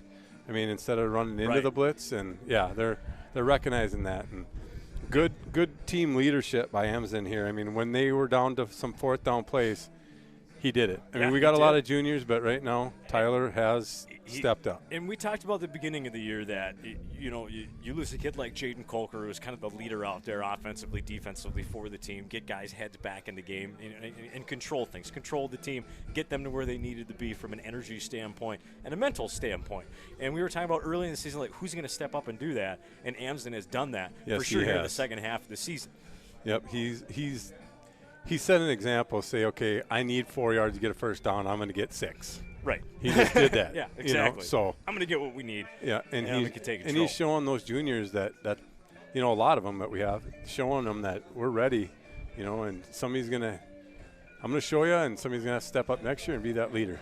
Yep, and for the Raiders, I would say Owen Warmington, their senior, has kind of been their player of the game in the first half. Now, granted, their quarterback, Thompson, has done a nice job running for his life and making plays with his legs, but for them, Warmington, he's got to have at least 4 tackles for loss. Yeah, he's been getting He's doing upfield. all he can on offense, trying to get open as receiver as well, but defensively, granted, the Jaguars, 29 points, but he needs some help. Yeah. On that defensive side of the ball, he can't do it all. Yeah, and they've had some good, decent stops. They haven't been consistent enough to stop any of our drives. No, and again, it's tough when, and again, they need to get better play on their defensive front. Yeah. Essentially, because the Jaguars running backs and a lot of those plays are getting to that second level, 4 or 5 yards down the field before they're even getting touched. Yeah. And give credit to the Jaguars offensive line for opening that up. But I think the Raiders' defensive front here in the second half, and on the offensive side of the ball too, they got to start pushing people around, because right now Jaguars are pushing them around. Well, I don't know if I'd want to try to push around Noah, and Carter and Jace and them guys. Gotta do it though. Yeah, I know it, and that's the fun part about it is it's they're really switching it up on them. I see one down lineman every once in a while. We got 5 guys in a shell, not letting 13 beat them. Right. I mean. Sometimes we line up with 3 there, and our normal defense is set, but we're switching them around, and it's really, really holding him into a spot where he's got to make a decision to run, and then when he does, they converge on him. So that's been a good positive on how they're controlling that so far. So we'll kind of close things out here. We'll be back in about just over 4 minutes. That's all we got left here at the half. Come back with the second half. Here from Danube. RCW Jaguar football on RCW's media feed on YouTube. Jaguars up 29-0 at the half. Are you worried how 2020 has impacted your teen's social development? We are too. Want to know what might help?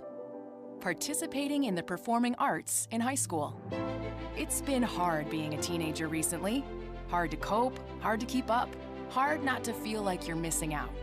Everything's different and nobody knows what's next. Encouraging your son or daughter to participate in performing arts can really help. Those are high school activities like band, orchestra, choir, theater, speech, and debate. They'll make new friends, develop confidence, and feel the satisfaction of being part of a team. Participation in the performing arts aren't a cure-all, and they certainly won't make the pandemic go away. But they will make the teenagers in your family feel like they're part of something special. This message presented by the NFHS and the Minnesota State High School League.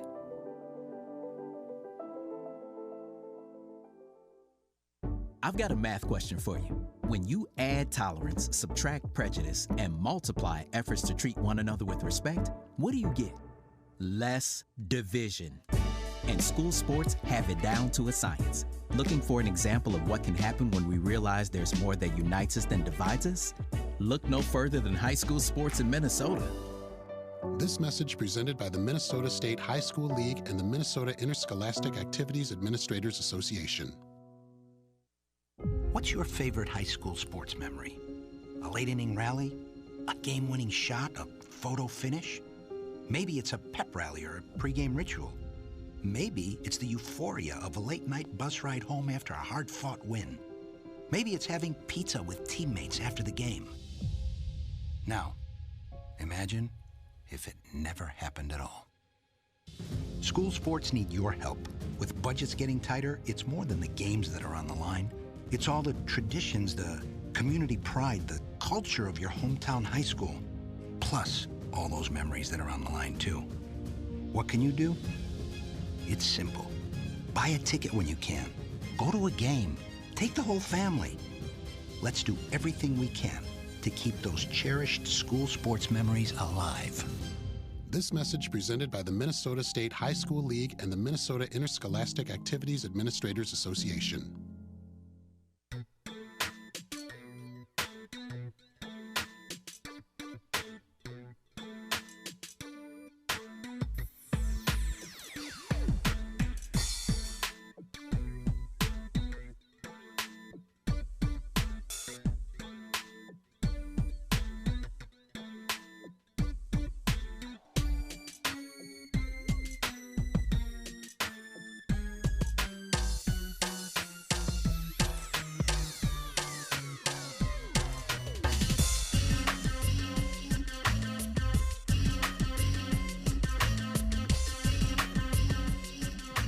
And welcome back to Renville County West Jaguar football. So we're getting ready to start the second half. Al, we're going to need you to kind of take charge here as best you can. Hold that steady and keep it on the kickoff. He's waiting for Bruce to get back up on that camera. A little bit longer potty break. So we're getting ready to start half number 2 with the Jags up 29-0. There he goes. He's got his popcorn. He's ready. That's what we got. That's what we got Al for down there. Jags kicking off right to left to the Raiders to start half number 2. And boy, that was a nice catch on an end-around football to his left, hit and brought down at about the 32-yard line. Good tackle by Jack. Yes. Good job down there, Al. And here we go. Nicollet will start at their own 33-yard line. Here in the second half, the Jaguars up 29-0. Let's see if they start trying to do try to develop a little run game. You said they had some success against us, and it came a lot from the quarterback, but try to maybe, And we got illegal procedure, I think. Yep. Substitution infraction, 12 men in formation. 5-yard penalty, still first down. There you go. So 29-0 Jags in front, and for the first play of the second half, the Raiders go backwards on a penalty. 1st and 15 from their own 28 now. And he's going to go far side with it. Got about the 5 yards back or close to it. Martin's on that one. Hayne on the stop for the Jaguars. Not much doing.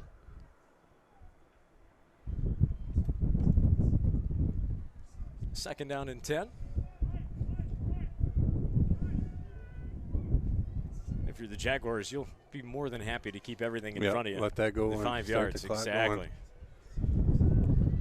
3 wide receivers bunched up here now near side. One far side, ball's on the far hash. Thompson takes a shotgun snap, looking. Now he's rolling near side.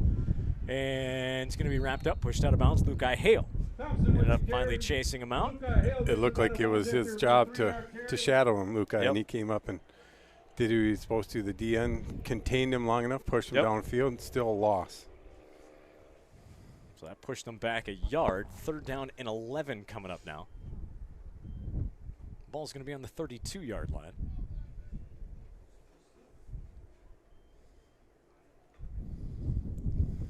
The Raiders come up.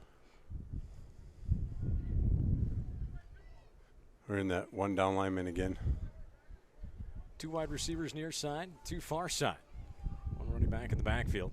He's going to set him out to his left. Thompson's going to fake that way. Now he's looking over the middle of the field. Has his receiver open. Jace Miller right there to wrap him up, bring him down, though. Good stop by Miller. It's going to bring up 4th down. Good tackle there. Martin's stuck by Chase Miller. Bring up 4th down. Looked like he sent Martins in motion like he was going to run kind of out into the flat there. Far side of the field. Pump faked it, but went over the middle. But Jaguars ready for it. That time they dropped Jace off into coverage and Hunter went. So, yeah, like I said, they're sending different linebackers in on different packages. And I expect number 13 to try to make a play here on a 4th down and 5 early in the 3rd.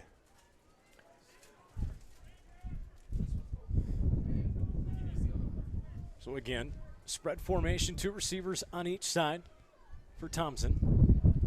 Takes the shotgun snap, rolling out to his left, looking to throw that way, and boy, Werdish got there. It was close. It was close. He had his hands up.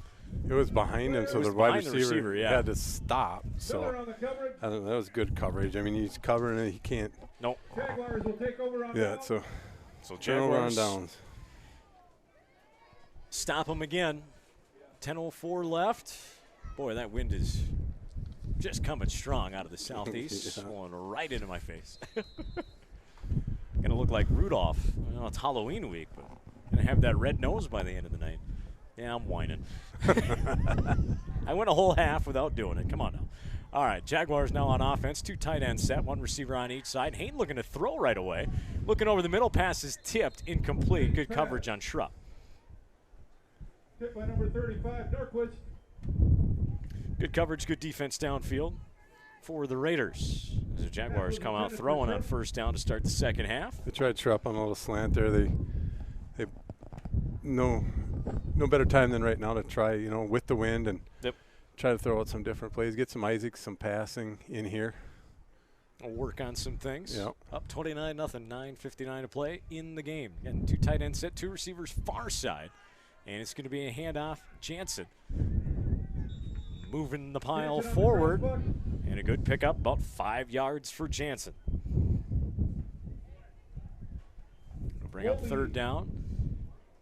And a long 5. Ball's on the Raiders, 30 in between the 33-34. As Miller comes out. So again, it gets the clock running. And yep, that's just it. Now they got Wordish, the deep back. Jansen to Haynes right. Pistol formation, 1 receiver on each side. Ball's on the far hash. Takes the snap. It's going to be handoff. Jansen just running right off that right side. Not much doing. Picked up a couple yards at best. Good tackling. Yep. Good defense there by the Raiders. Jensen with the carry. Taken down by a whole boatload of Raiders. Boatload. Oh, boy. I mean, that fits. Yeah, it was. There was a lot of Raiders there. It was. Oh. Big play here. Oh, we got Amson in the backfield. Wonder what this is going to be. All right, we got the Baron at quarterback. He's got Wordish behind him, Jansen to his right, Schrupp the near side receiver. Ain't on that far side. He falls on the ground. He's able to fall back on it, though. Turnover on downs with So that both teams turn the ball over on downs on each of their opening second half possession. I think he was so excited to get it and I go. think you're right. He just forgot the football. You're going to kind of need that, young man. And just a reminder that we played the winner of Ortonville, Sleepy Eye St. Mary's. That game's down in Sleepy Eye, and at the half, Ortonville was up by a touchdown. Yep. Over Sleepy Eye St. Mary's. 1-score game down there. All right, 1st and 10 for the Raiders.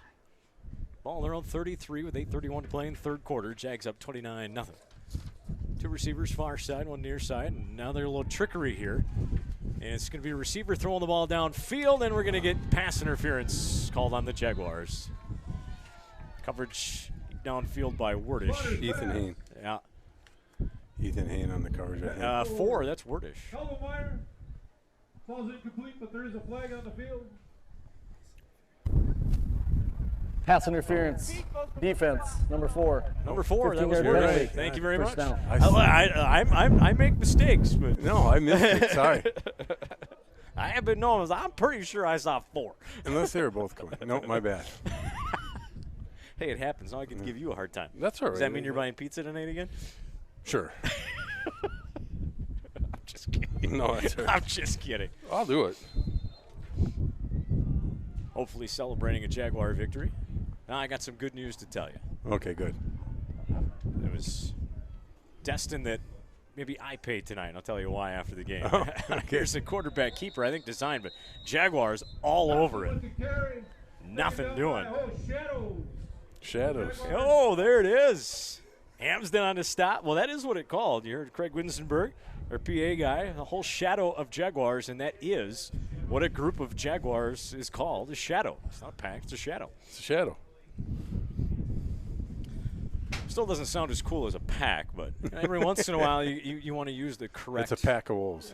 That's true. It's a shadow of Jaguars. It's a shadow of Jaguars. We got to thank Laura Rosine, who helped out. The shadow crew, I guess you could say is what we're called, but found that out for us. Amsden now chasing down the quarterback, turns around and just throws it away. That's once again, Hunter, they stayed in their lanes. And good defense. Once again for the Jaguars. You said it, Gene, staying in their lanes, not allowing quarterback Thompson to roll out anywhere. Yeah, other than that one big play, they've held them in check. 3rd down and 12 coming up for the Raiders. 7:36 left here in the third quarter.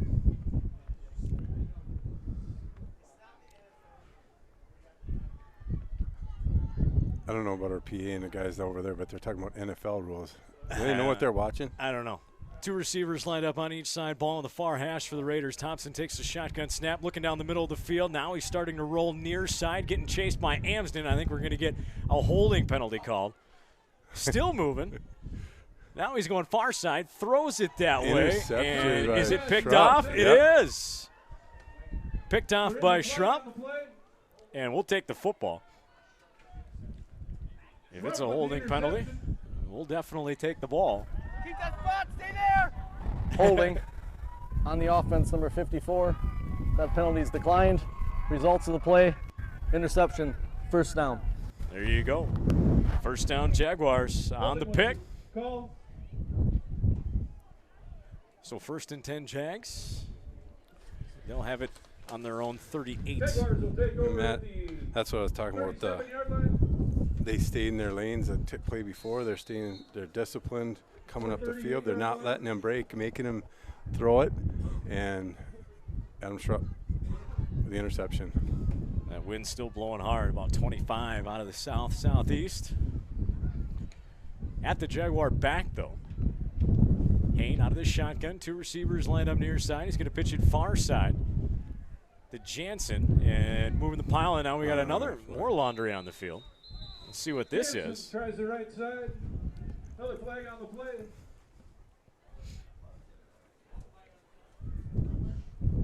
Hackelmeyer in on the tackle. Let's see what we get on this call here. Boy, at this rate, we'll be out of here until about 11 o'clock. The second half.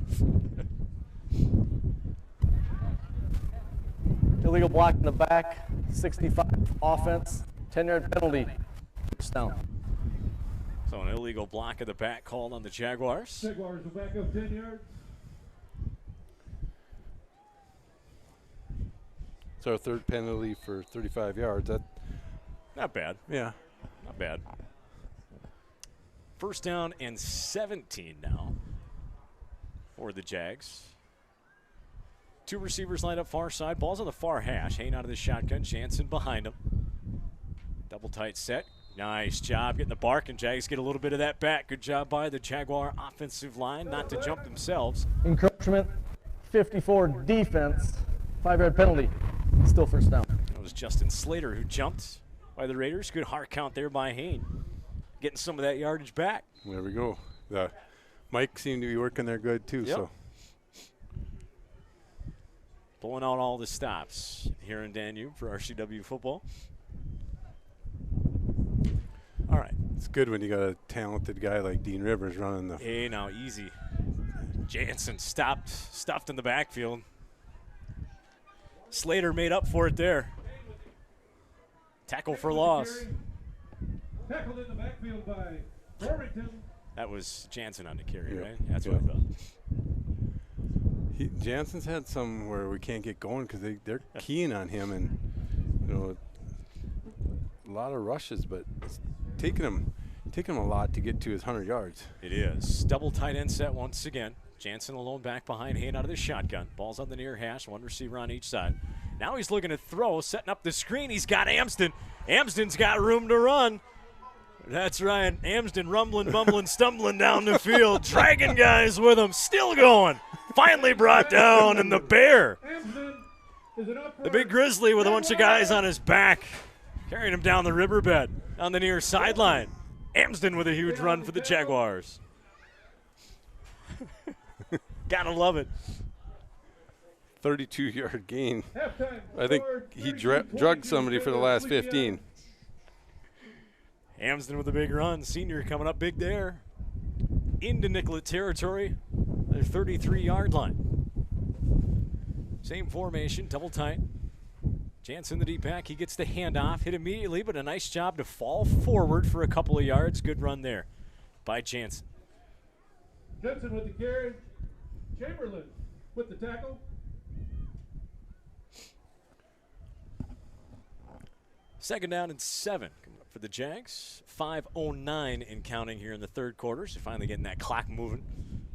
Miller comes out for the Jaguars. We got Schrupp lined up near side. Ethan Hain, the far side receiver. Pistol formation. Wordish the deep back. Hain out of the shotgun. Amsden, the tight end, left.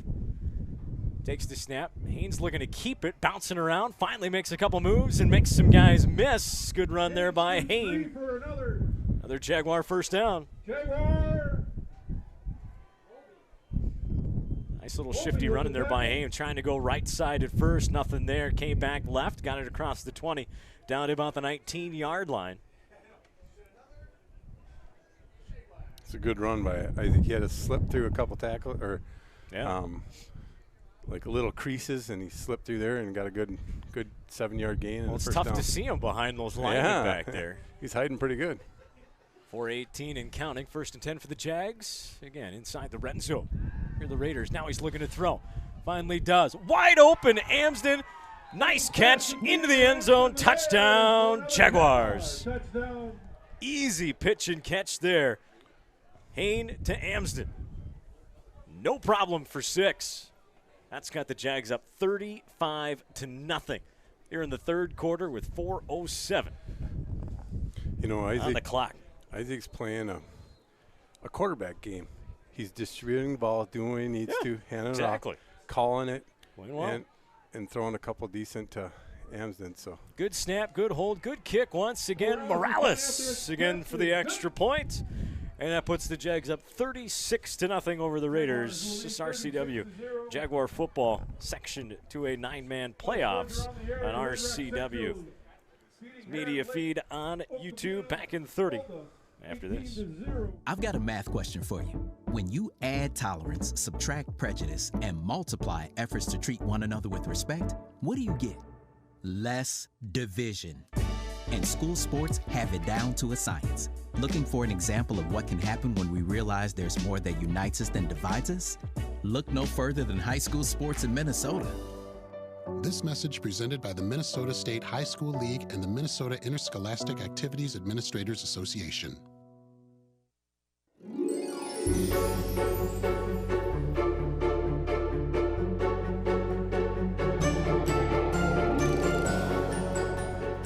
Welcome back to playoff football. Jags up 36-0 after the touchdown connection from Haynes to Amsden. 4:07 left in the third quarter. Gonna have to hold the ball. Yeah, just a little breezy out there. Morales will kick it off. End over end kick's going to be fielded at about the 24-yard line. Coming near side with it. Good coverage once again by the Jaguars. Wrapped up, thrown down at the 25. Nothing doing. Boteo on the stop. I was going to make a bet that he was going to make the tackle. Yep. He's been all over on special teams. Good for him. And I do believe it is Boteo on the tackle. You're helping the PA pretty guy? sure. I could be wrong, but I think it's Boteo. Maybe if Mrs. Hagan is still listening and watching in, I want to say it's Boteo, not Botello. We'll find out. I'm sure. I would imagine she'll let me know. Did you know who Bold was playing? Did you find? No, you don't. Nah, that doesn't matter for us. I know. Forget them. I don't want to talk about Bold. I don't want you to swear like that in front of me again. 36-0 Jags on top. 3:58 to go. Nicollet with the football now. Throw off far side, and Jaguars wrap it up. Jansen on the tackle. Another good play on defense. All right. Take it down by Jansen. Looks like Boteo checked in. Coming in for Lukai Hale on defense.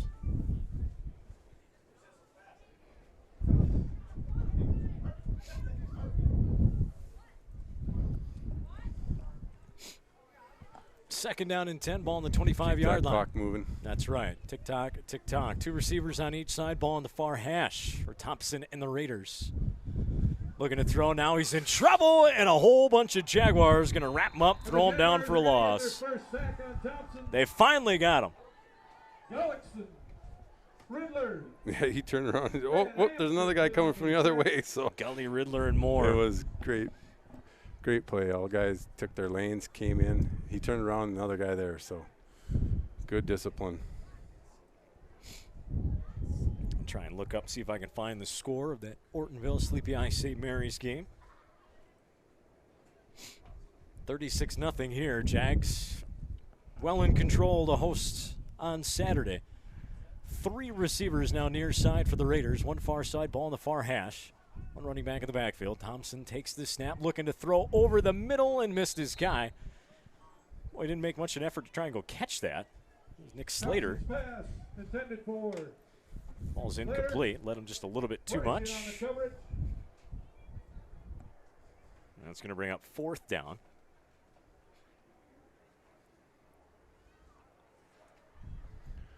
In a mile. They are going to punt it this time. Yeah, you almost,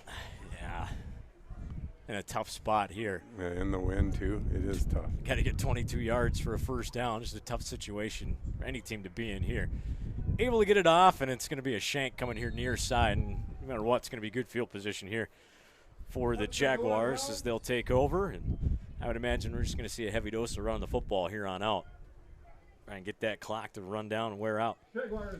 I'd like to see a little bit of a – I'm sure we'll play our starters through the 3rd quarter, but it'd be nice to see a little bit of maybe getting Carter's younger brother in, a JV quarterback, get him some experience here. Right. You know, get some other guys in there.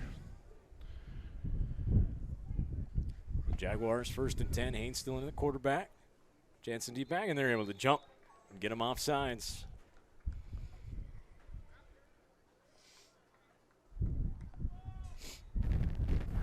Dead ball. Encroachment. Defense. 5-yard penalty. Still first down. So 1st and 15. Coming up for the Jaguars.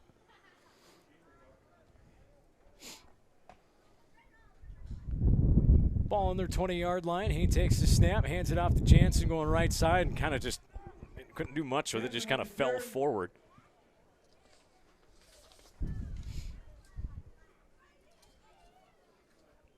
Well, MN Football Hub doesn't help me when it comes to yeah, that won't. Nicollet score. I tried to look at someone on our way home before an away game too. It does take a while for them to pop up.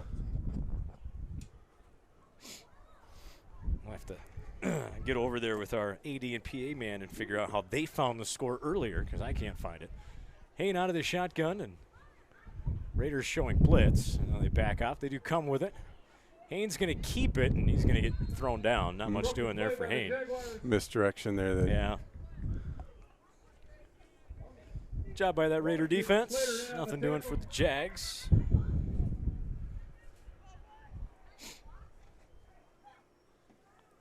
And again, all I know is that Ortonville was up by a score at the half. Down in Sleepy Eye. Don't know much prior. So we're kind of looking over maybe to get an update on that Ortonville Sleepy Eye St. Mary's game. 32-26. Who was winning? Gene, you got me over here? Yep. Okay. Luke Eye on the flag coming in. Luke Eye on the Sleepy Eye St. Mary's on top.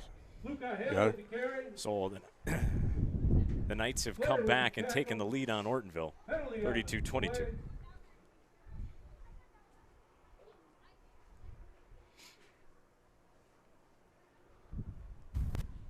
Holding. Number 75. 10-yard penalty. Still third. Holding on the Jaguars. Still be 3rd down. We're under a minute left in the 3rd quarter.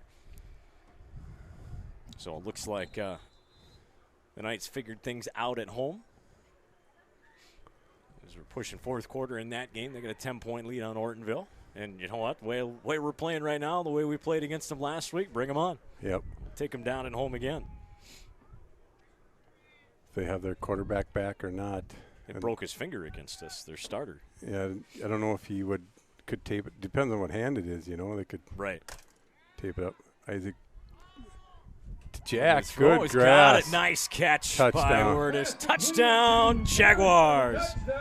Good pitch and catch there by the Jags. Isaac threw a nice ball there. He outside did. Shoulder. Great catch. Good job keeping his feet, too. Getting in the end zone. Wordish. 2 touchdown passes for Isaac. Playmaker for the Jaguars. That's a good reminder there. RCW Jaguar Volleyball, the 6th seed. Section 3A playoffs in Clara City Friday night. Head on up there. Cheer on the Jaguar Volleyball team. Try and take down McCray. I didn't quite see where the starting possession was on that, but That's all right. That kick's going to be low and Yeah, blocked. I think he got nervous. The guy was running in there. Well, this is the guy we were talking about at halftime, Owen Warmington, the senior for the Raiders. Stepping in.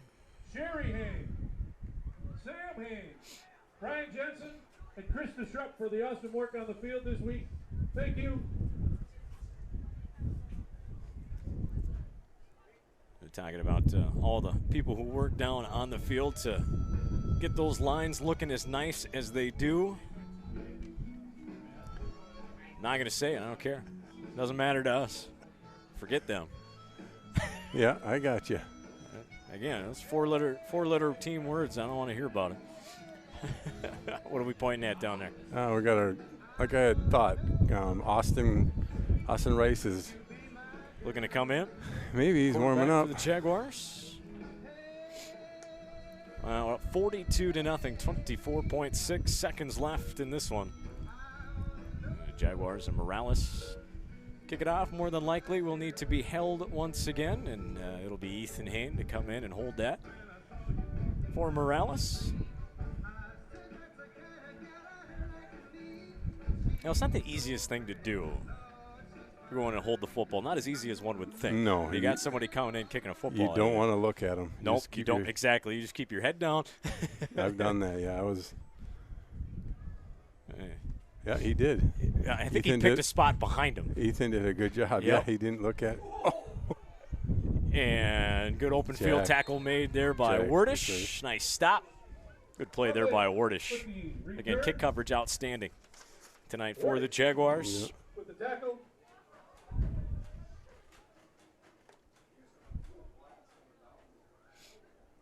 Raiders will start at the 20. Okay, now I think everybody's chiming in on that other game tonight that I'm not going to mention because it doesn't matter. I don't want anything to do with them. Again, we care about Sleepy Eye St. Mary's in Ortonville. Sleepy Eye St. Mary's up 10 late in that one at home. And I think I want to say that's Jaden Service in on that stop for the Jaguars. Yep. Nice play by the big man, senior getting in there. Towering over everyone on that field. Loss of a couple. Good job, Jaden. Good play, Jaden. And that closes out third quarter. 42-0. Jaguars on top. This year's Dean? No, it's not. It's yours thank now. you. Get some water, yes. Fourth quarter here in Danube. Jaguars in front, 42-0. Over the Nicollet Raiders, and the way things are looking right now, it's looking like we will be hosting Sleepy Eye St. Mary's unless Hortonville can come back. This Saturday right here on RCW's media feed on YouTube. And of course, should the Jaguars win that one, they'll head down to Marshall, more than likely to play Hancock. Yeah, you never know. You never know. This Cedar Mountain is hosting BLHS tonight. Never know what might happen. But that'll be a close game. You never know. BLHS beat Cedar Mountain earlier in the season, so who knows will win that one. Then they got to go up and play Hancock. And that offense is high flying. Yeah, it is. They got a couple good wide receivers. Their quarterback throws a good ball. But weather has been in our favor this year, and you never know. It could be a rainy night and windy. Yep. Take that passing game away. That'll play into our favor, and they'll have to do more of a little smash mouth style.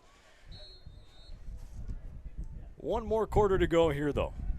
Danube, the Jags up 42-0. It's going to be a handoff near side. Jace Miller with a nice play. Now the ball's on the ground. Miller forced the fumble. And it looks like the Raiders picked it back up, though. Good play by Miller. Recovered by Slater. No gain on the play. Nice play by Chase Miller to rip that thing out. Good job by Slater, though, of the Raiders to fall back on it for Nicollet. That would have been another short field for the Jaguars.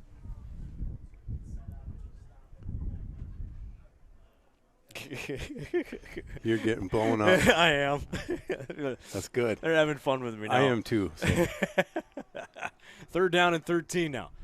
Thompson's going to run out to his right. He's able to get the edge. Decent gain over there on that far side.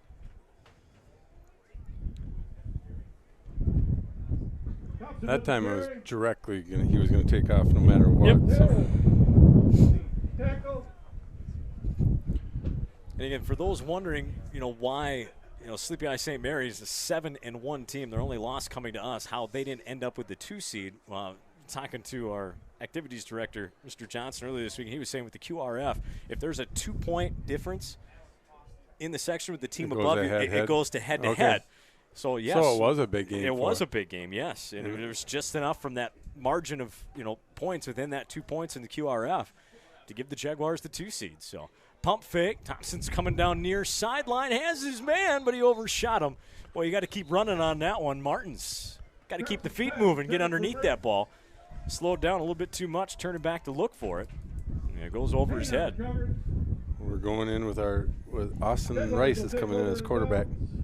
So here we go. Like you say, Austin Rice at quarterback. I see the big man, Jaden Service, going to stay out there on offense as well here for the Jaguars. Also see Brendan Peterson out there for the Jags. All sorts of guys. Wayne Fuentes. Javin Mungai out there as well for the Jaguars and more. Gene, maybe you can help me out with the numbers as well as you play-by-play. It's going to be a pistol formation for the Jags. 1 receiver on each side. And ball's on the ground. And Raiders got it. Well, that wasn't a good start. No, not a good start for those guys. But I think most of them are going to stay out there on defense. Or is Ryan going to put most of the starters back out there on defense? Good chunk of them. Luke Hale heading back out there. Riddler, Jace Miller, Isaac Kane. Jaden's going to be in there, and they got Wordish. the other. Yep. You got Noah in there. 1st and 10 for the Raiders. 9:45 and counting here in the 4th quarter with the Jags up 42-0. Ball's on their own 32-yard line. Thompson's going to try and keep it wrapped up, thrown down. There he is, the senior Newman. That's Newman. Newman on the tackle. We had a chance to talk to Newman and Service. He's just grateful for playing sports. When we talked to him after the last game, he's just happy to be on the team. And when he gets out there, he's he's making got plays. Some speeds. He has speed. He's and making plays. That can be a neutralizer to their quarterback. I mean, he couldn't run away from him. So no. So a good play there by Newman. 2nd down and 10, and kind of like what you're not going to say team's giving up, but Raiders using up some of the play clock here, coming up, taking their time, running that clock down. 4 wide receivers set, send a running back in motion, play fake. Now he's looking over the middle, has a man wide open at about the 42, makes a man miss, and he's across midfield into Jaguar territory. Ball goes on the ground. We're going to say that he was down before it came out. Good pitch and catch there. Good gain. Nick Slater on that reception from Thompson. Raiders will gain a 1st down. And now they'll hustle up the line so they get it across midfield. Have 2 receivers near side, 2 far side once again. Thompson takes the snap, looks left, now throws it to his outlet, running back out of the backfield. And a good little gain there to Hetlovig.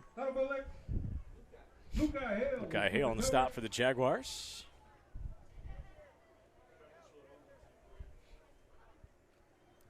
Hit the running back coming out of the backfield. Picked up 5 yards. 2nd down and 5 for the Raiders.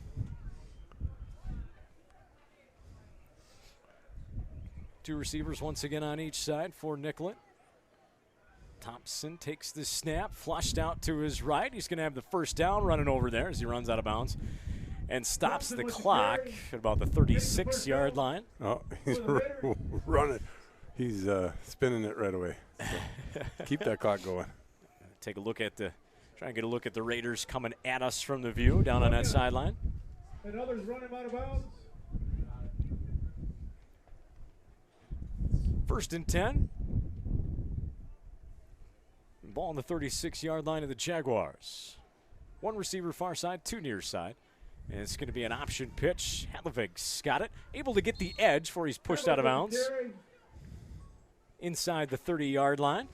Portella and Morales take him out of bounds.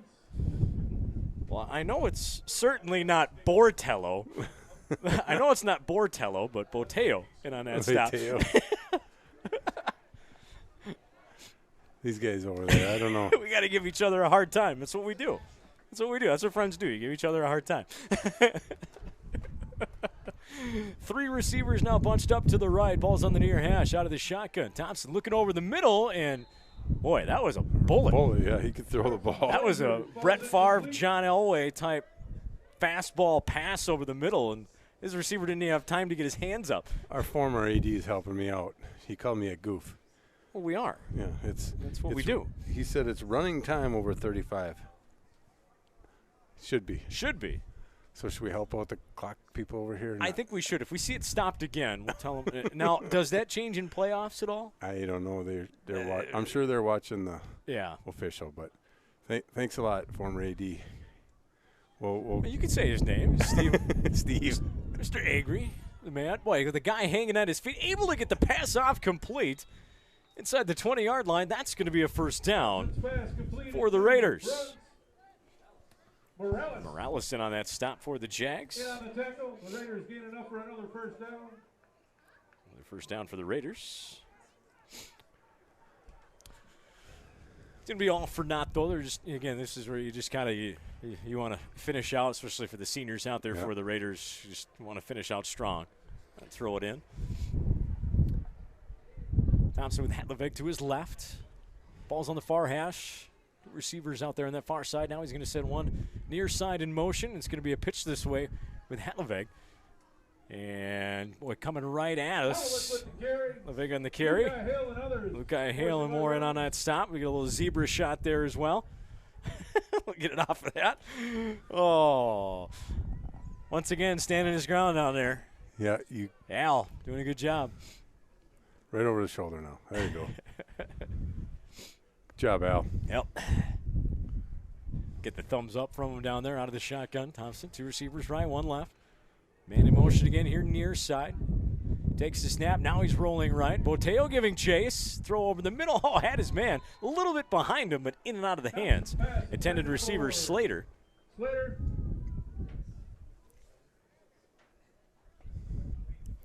bring up third down. Yeah, coverage by Fuentes. Third down and 6 for the Raiders, and now they got it. Clock running even on the incomplete pass. I would guess that our former AD Steve's got he knows his a stuff. Direct call right to the official, letting him know that. I think he still has that kind of pull. Yeah.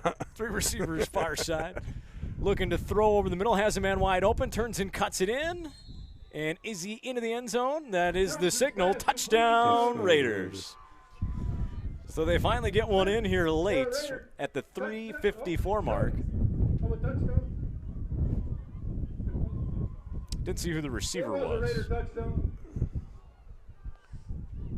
We got to start thinking about players of the game down there, Gene. There's a list for sure. Amsden with three touchdowns. And he made a couple big plays to set the tone in the first half, I think. I don't know what you're leaning to right there. And then it's a toss-up here. Isaac has 2 touchdown passes, the 2-point conversion on the botch thing, and he's got 101 yards passing. Thompson will run in the 2-point after attempt. A lot of different, like you say, a lot of different ways we could go. Amsden definitely for sure. You got the big tailback for us. Jansen's done well defensively as well tonight. Jansen's got 20 carries for 89 yards. You got Jack Ordish with only 6 carries, 33 yards, but 2 touchdowns. You know what? Let's get the big boys tonight. Let's get Gully and Amsden. Yeah, we have not had Gully. Let's get Gully and Amsden. Gully, those guys who play nose, down in there in the trenches, each play.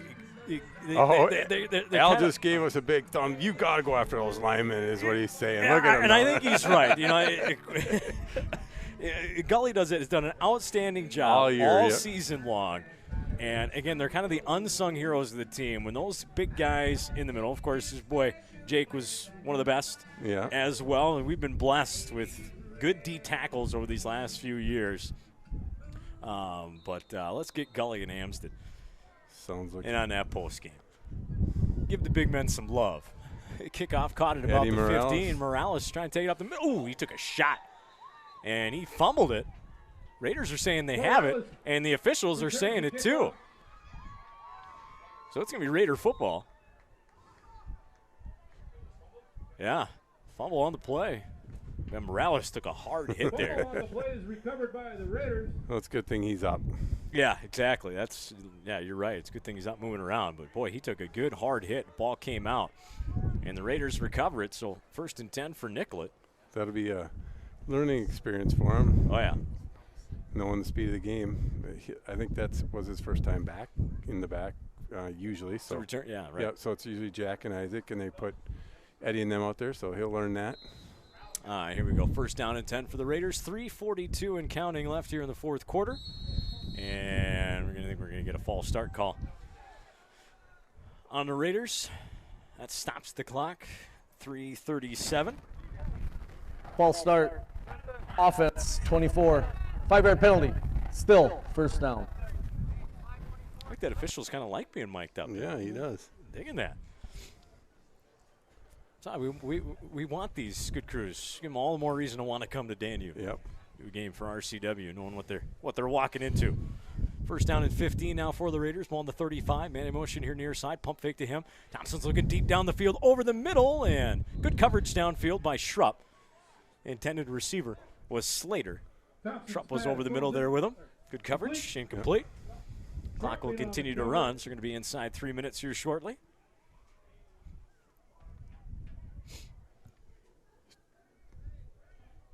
Tucker Frieden checking into the game as a linebacker now. They got Austin Rice coming Freshman. in at the free safety. Working on getting mention a few players. Yeah. Working on getting my post-game set up here on the feed. Yeah, here we go. 2nd down and 15 for the Raiders. Small on the 35. Thompson looking to throw again. Screen pass over the middle. Has his man. A few blockers in front of him. I think it was Boteo who finally tripped him up. Sweep tackle, as well as Fuentes in on that stop for the Jaguars. On the tackle.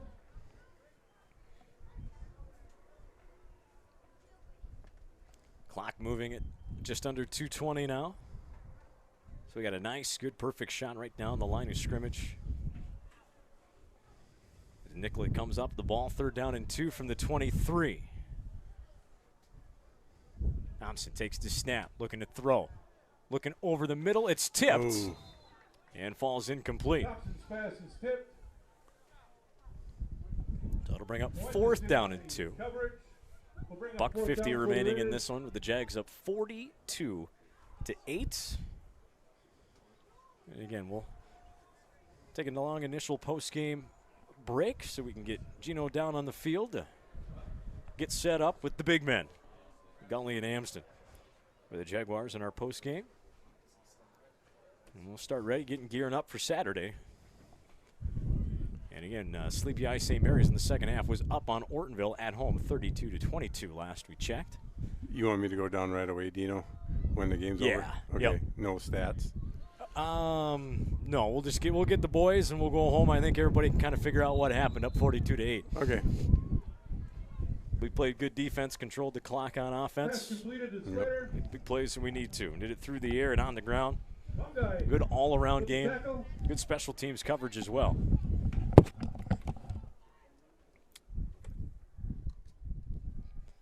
For the Jaguars, as we're under 50 seconds remaining here in this one.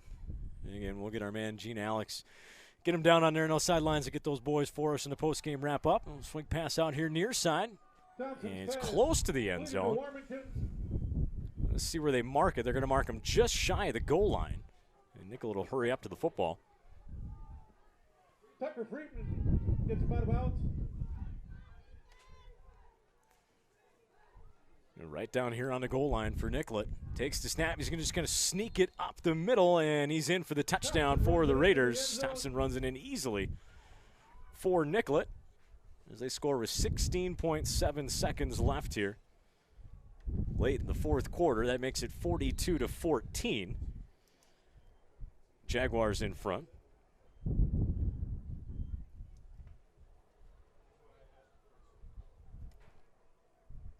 And they will go for 2.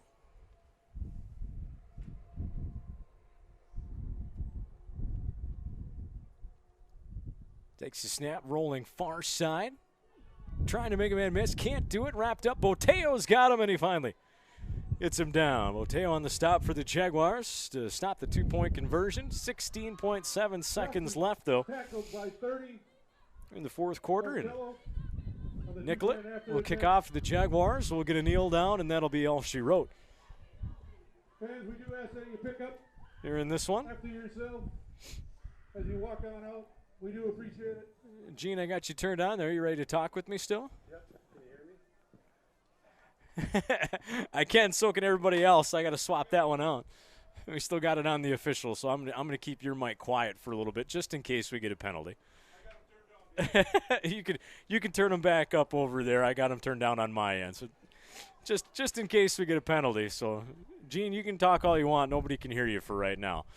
We're another 16.7 seconds left, then I'll swap it out and get you back on the feed. We just had to give everybody a good laugh for a minute. That's all in the stands. I'll swap that cable out here again, just in case there's a penalty and our head official's got to call one more. We'll see. 16.7 seconds left. The Raiders to kick it off here to the Jaguars. Good high end-over-end kick. It's going to go over the Jaguars' heads into the end zone for a touchback. So here we go. We'll get our kneel down, and that'll be the end of it. And Jaguars going to come away with the win, 42-14 over the Raiders. All right, Gene, I got you plugged back into just our feed now. Go ahead and fire away. All right. As long as you can hear me now, right? I can hear you. You're good. Nobody in the stands can hear you. Just our feed. That's all right. I will take about a 5 seconds there, Dean, and get the official give me his mic too. So. Yep, sounds good. I'll just pot you down. Okay. And you guys will be good. Yep. And so we get the victory formation here for the Jaguars. There's the kneel down, and that's the final. 42-14 Jaguars come away with the win. Al, we'll just keep you down there with Gene as well. When we go into the break, Gene, your mic's going off. Again, 42-14, Jaguars come away with a win here in the opening round in this quarterfinal. And here in Danube, again, Sleepy Eye St. Mary's was on top of Ortonville, 32-22. In that game last time we checked, so looks like we'll be taking on Sleepy Eye St. Mary's again potentially on Saturday. You catch it right here on RCW's media feed on YouTube once again. And that'll be, I believe, 2 o'clock kickoff for that one, which means we'll do a 1:40 pregame start. If it's 3 o'clock, not 2 o'clock, well, then we'll do 2:40 pregame start. All right, we're going to take a break here, and we'll get Gene Alex with our players of the game here in a few minutes. We'll get Noah Gullickson as well as Tyler Amsden. Again, we'll probably take about a 4 or 5 minute break here and come back with those boys and wrap things up.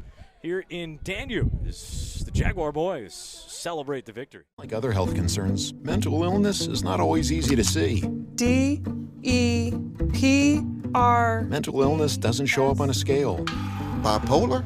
Sorting out a mental health concern takes professional diagnosis and treatment. Anxiety. I thought so. If you or a loved one has a mental health concern, don't go it alone. For 24-hour free and confidential information and treatment referral, call 1-800-66.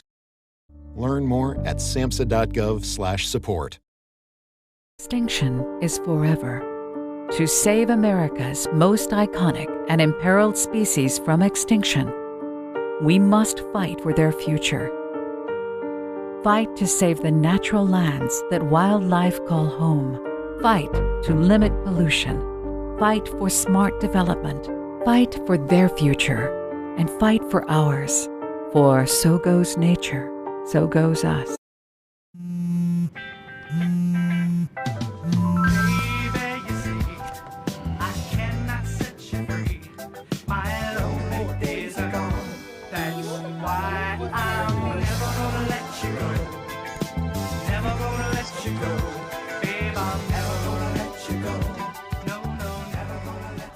Here you go. Thank you. Thank you. Never gonna let you go. Never gonna let you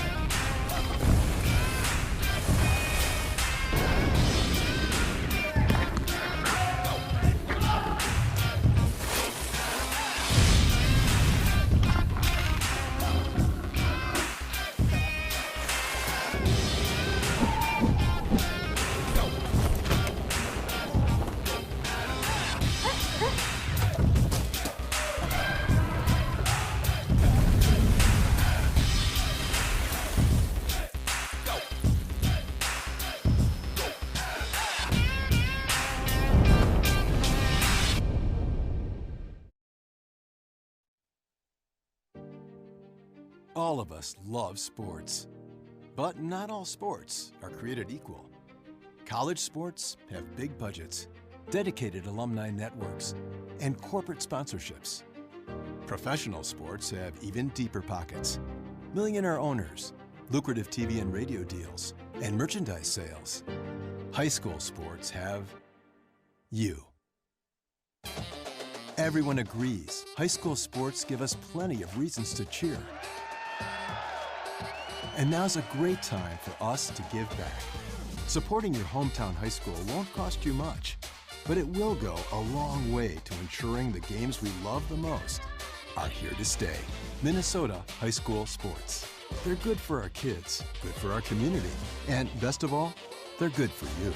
This message presented by the Minnesota State High School League and the Minnesota Interscholastic Activities Administrators Association.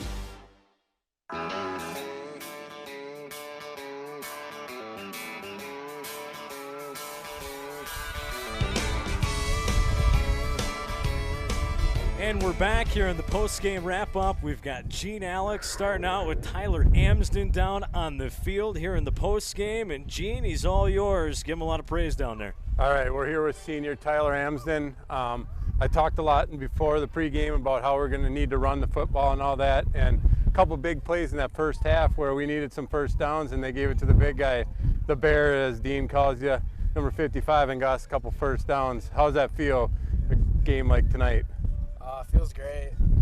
We knew they were planning on having me run a lot, so I just had to make sure I didn't fumble the ball, I guess. You just make sure you didn't. We limited mistakes, and as a senior, how is this following it up as tonight? I think you set the precedent as being the leader on this team and doing a great job right now, and it shows younger players that, you know, at any point in time you can step up and do it. And right now, how's that feel? Like all the guys looking up to you?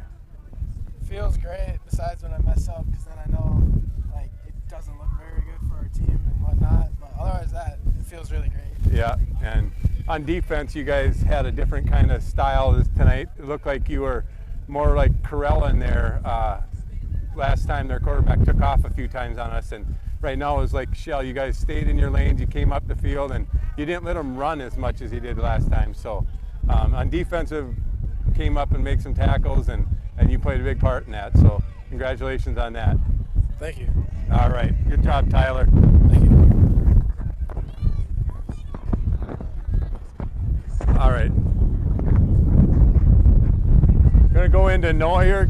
Noah, the big guys, Al here, he really appreciates us going after the big guys and giving them a chance to say their word. We haven't talked to you all year yet, but you've been a great player both sides of the ball, and tell me how much fun you're having out there. Oh, lots, man. Football's my favorite sport. It has been since I was a little kid.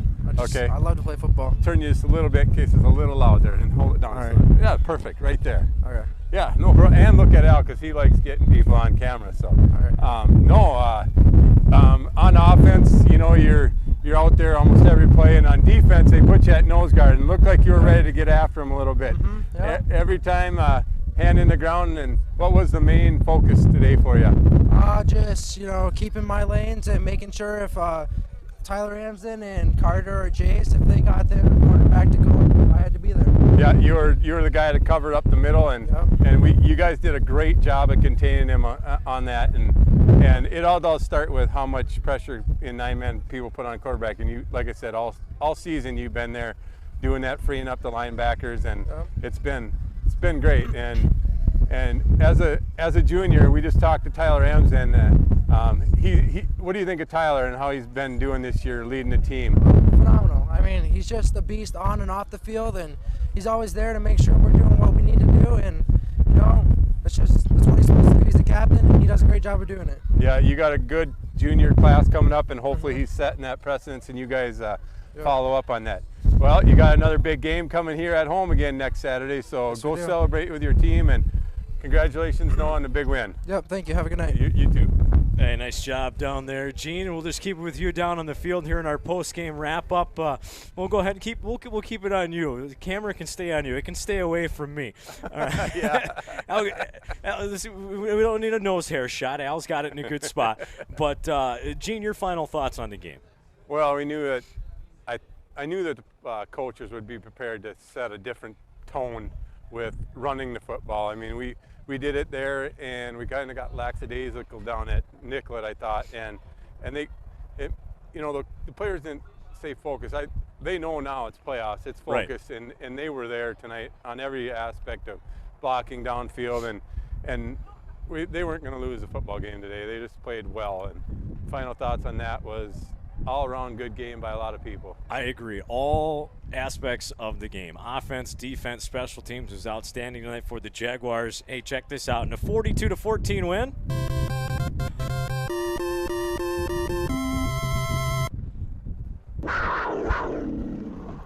love playing it. Victory for the Jaguars. We'll try and do it again on Saturday. We're still not sure who we play. We think it's going to be Sleepy Eye St. Mary's, who started to get up big there at the end with a double-digit lead over Ortonville at home. But, hey, we handled no problem last week. Do it again on Saturday. Yep. Study the film and get after it. All right. Special thanks to Bruce Breakmeyer for running the main camera for us, Al Haney running that sideline cam, and shout out to you as well, Gino. I love what you do down there and up here. Very much appreciated. Got to give a thanks to Amanda Pearson as well for helping putting together the slides and some of the video for us. And I think that's going to do it here from Danube again. Jaguars with a victory 42-14. Over the Nicollet Raiders here in the opening round of the playoffs. And again, we'll see you Saturday afternoon right here from Danube and RCW's media feed on YouTube. And once again, I'm Dean Rivers wishing you, at the very least, a good rest of your night.